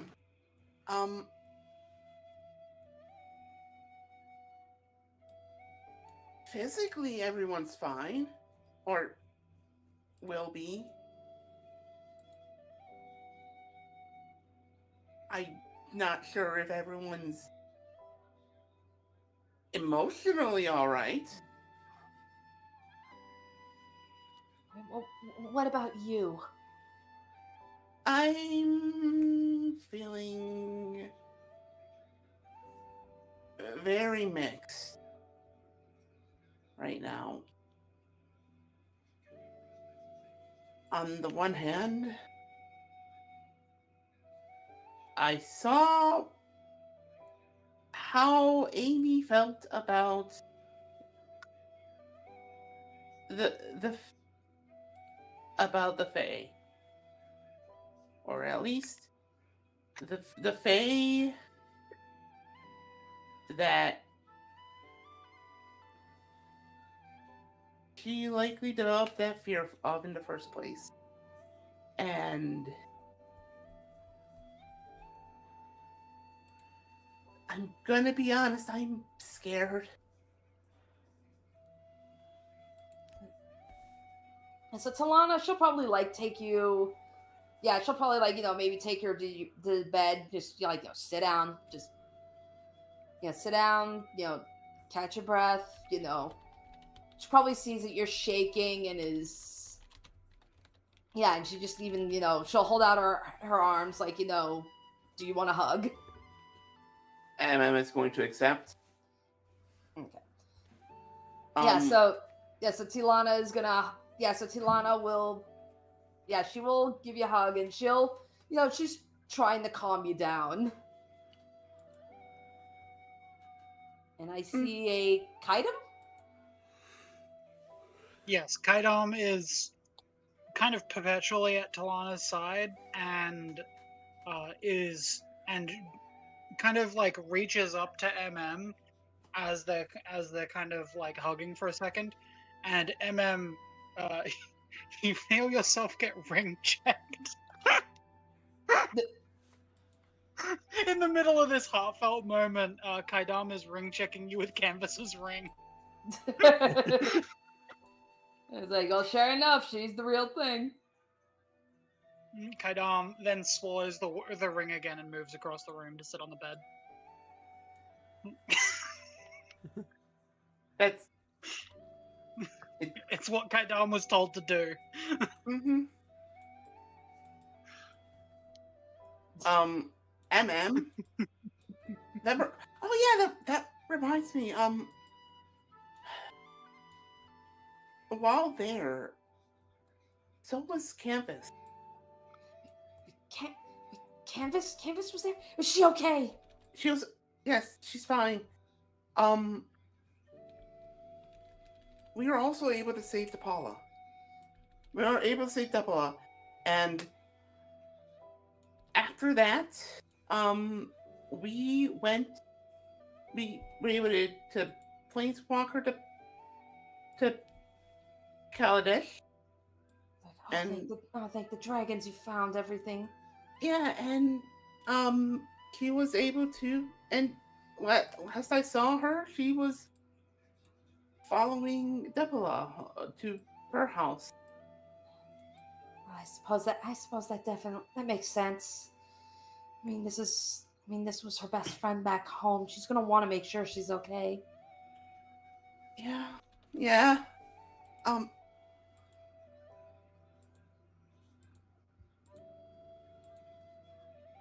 I suppose we don't know when she'll be coming back, though.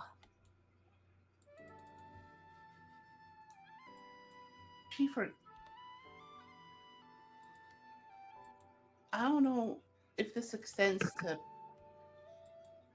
the rest of them, but she forgave me. Well, knowing Canvas, then that was exclusively for you. If she wants to forgive everyone, she will tell them herself.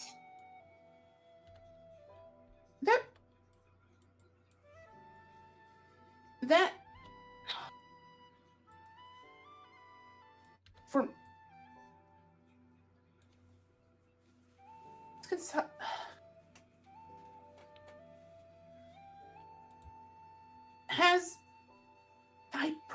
I never got around to asking this. Why me?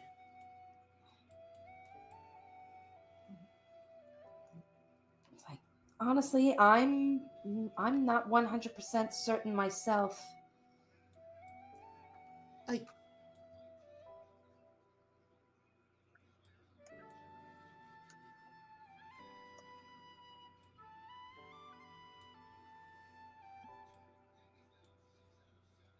Okay. Um. I'm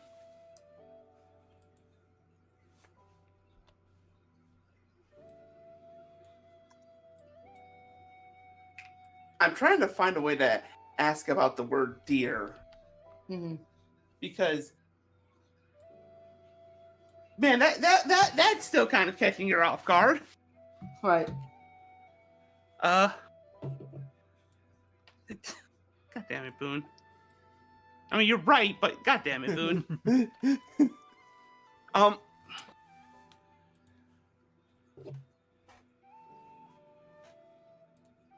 Um.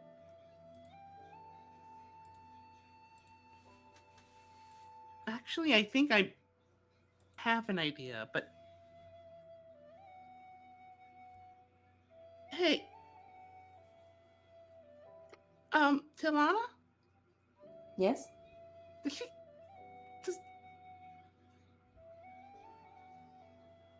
does Canvas call anyone dear? It's like she. Yeah. It's like. Well, that's not something she says to just anybody. Typically when we're alone, she says that to me.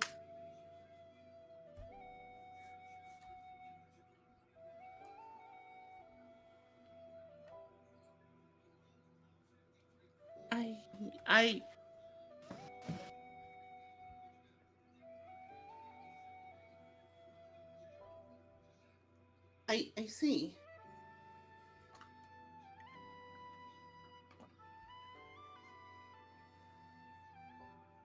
Um, Panic. yeah, she is. Shush.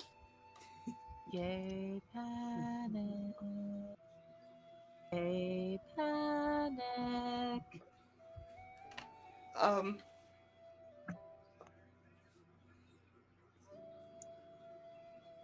um,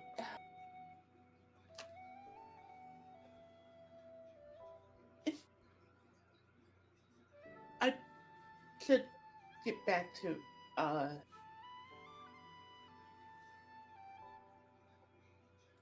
I should get back to my room now, just so Tumbleweed is not just so Tumbleweed's okay. I She understand. looks I understand. she looks at the desk with the note and the flower. First things first, she's got about the letter.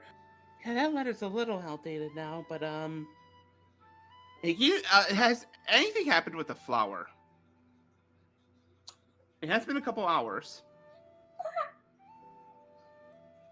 I'm trying to think. Is there an effect with the does the staff of flowers mention how long? I don't remember. Does it mention? I would assume that the staff of flowers works as long as the flower would, correct? Let me see. Unless you choose to create.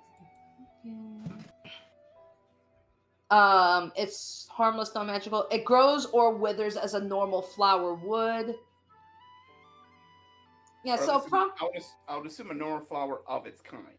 yeah, normal flower of its kind, and so it's like, and typically even after like, I would say like it's like what after like a day or something is typically when you start to see it start to wilt. So at this point, probably not. Okay, gotcha. Yeah, if it hasn't even been a whole day yet. Gotcha.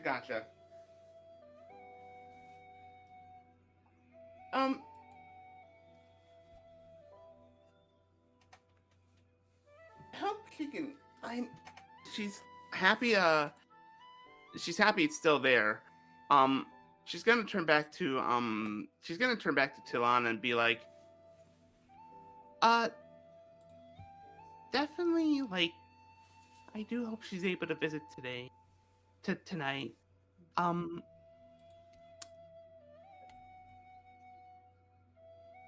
At the very least, so that she can deliver the good news to you as well.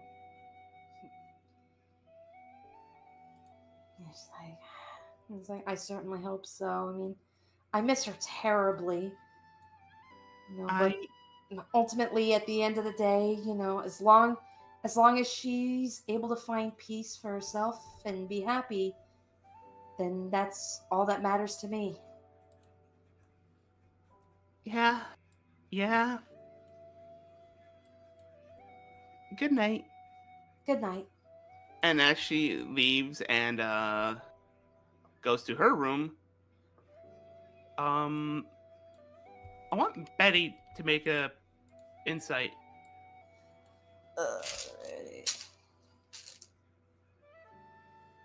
Let me grab dice. Okay, 15.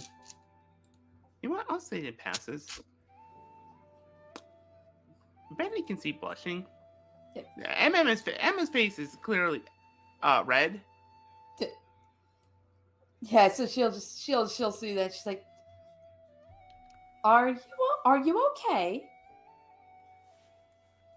I'm better.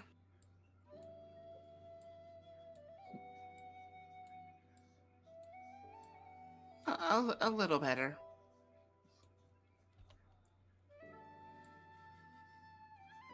He's like, all right, well. He's like, okay, look, I don't know what's going on. Just do me a favor and just get some rest and just take care of yourself, okay? Okay. Come on now, Tumbleweed. Unfortunately, I do not have the other soundbite on hand. That's okay. So, pretend the Tumbleweed alarm clock is going off. Use your imagination. Woo! I am not Alright. emergency food. Yes, you are. Shut it, Paimon. That doesn't work. That's the Paimon's one, not in right? this No, because Paimon's not in this campaign. Damn. We have a Tumbleweed.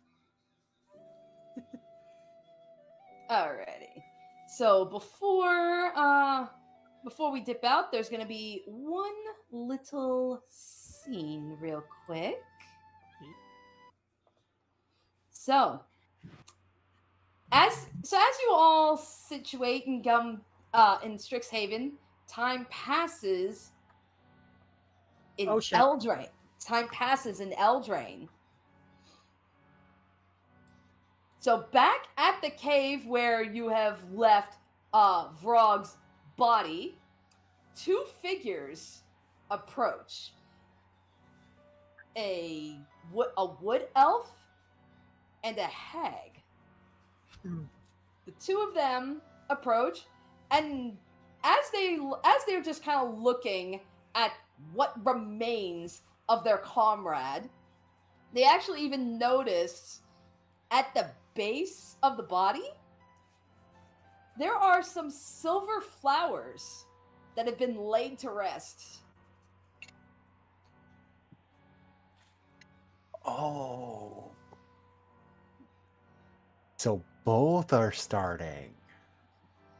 So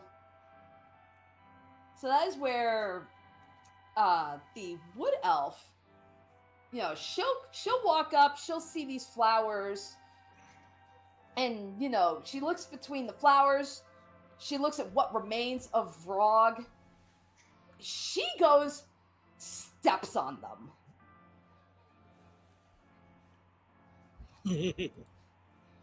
And that's where the hag just goes, like, Fairwin, control your urges. She's like, look, Jackie, you see for yourself. You've seen what they're capable of. It's like to think that this is who our king is focusing on, and look what they've done to him. It's like, and that's where the hag just comes up, and just says, Like, there's still you, there's still Meryl, and there's still myself. So right now we are, as long as we hold onto our pieces, we still hold the cards. You still have your piece, don't you? It's like, of course I do. It's like, I have my piece locked away, and only my king knows where it's at. I'm just like, good. And that is where there's a rattling kind of coming from the hag. The both of them look and they see like attached to her waist is like a little wooden cage. And inside of the cage is a frog. And the frog is just starting to, like, it looks like it's starting to croak and just trying to even get out of the cage. And that's where Firewind she just goes up, she's like, I don't know why you insist on bringing that thing, but tell it to be quiet. And she'll even go and smack the cage. And it's like, no, hands off. Just return to your palace and just continue following your orders. And with that, she just says, you know what? Fine, I'll do just that. I suppose we'll have to pass the message on to Meryl. Like, as soon as he makes his presence known. And the two of them they'll just walk off. And that is where we will end tonight's session. Nice. Yes. Where did they go off to? That's right, they went off. Yeah, where did they go? You do not know. But that being said, after everything that has also happened, congratulations, you finally get your level up. The music is. I love the music. You finally get your level up. We have not leveled up in. Who died? I can't believe it. Amy died. Amy died, apparently. I can't believe it. Amy's back alive. Anyways, that level up was so strong it killed Amy. Yeah. All right, so you guys level up. Zasa, of course, you'll get you'll level up. As far as Canvas and Luke, I know you guys weren't here, so I'll let you guys decide if you want to be leveling up here as well, or do you want to level up later, Because I know we did some things in the past with different leveling ups. Like, I think we did that with MM when we first introduced her, like. But I'd like to keep them the same as the party, just for the sake of things. Yeah. I mean, ultimately, that's where it is. It's just, you're going to be at the same level. Yeah, with MM, it was a little bit different. I'd imagine that you guys are doing your own thing that makes you level up at the same time as the party. That makes sense, yeah. Holy fucking shit. Finally, level 7! I have a shit ton of things I need to replace.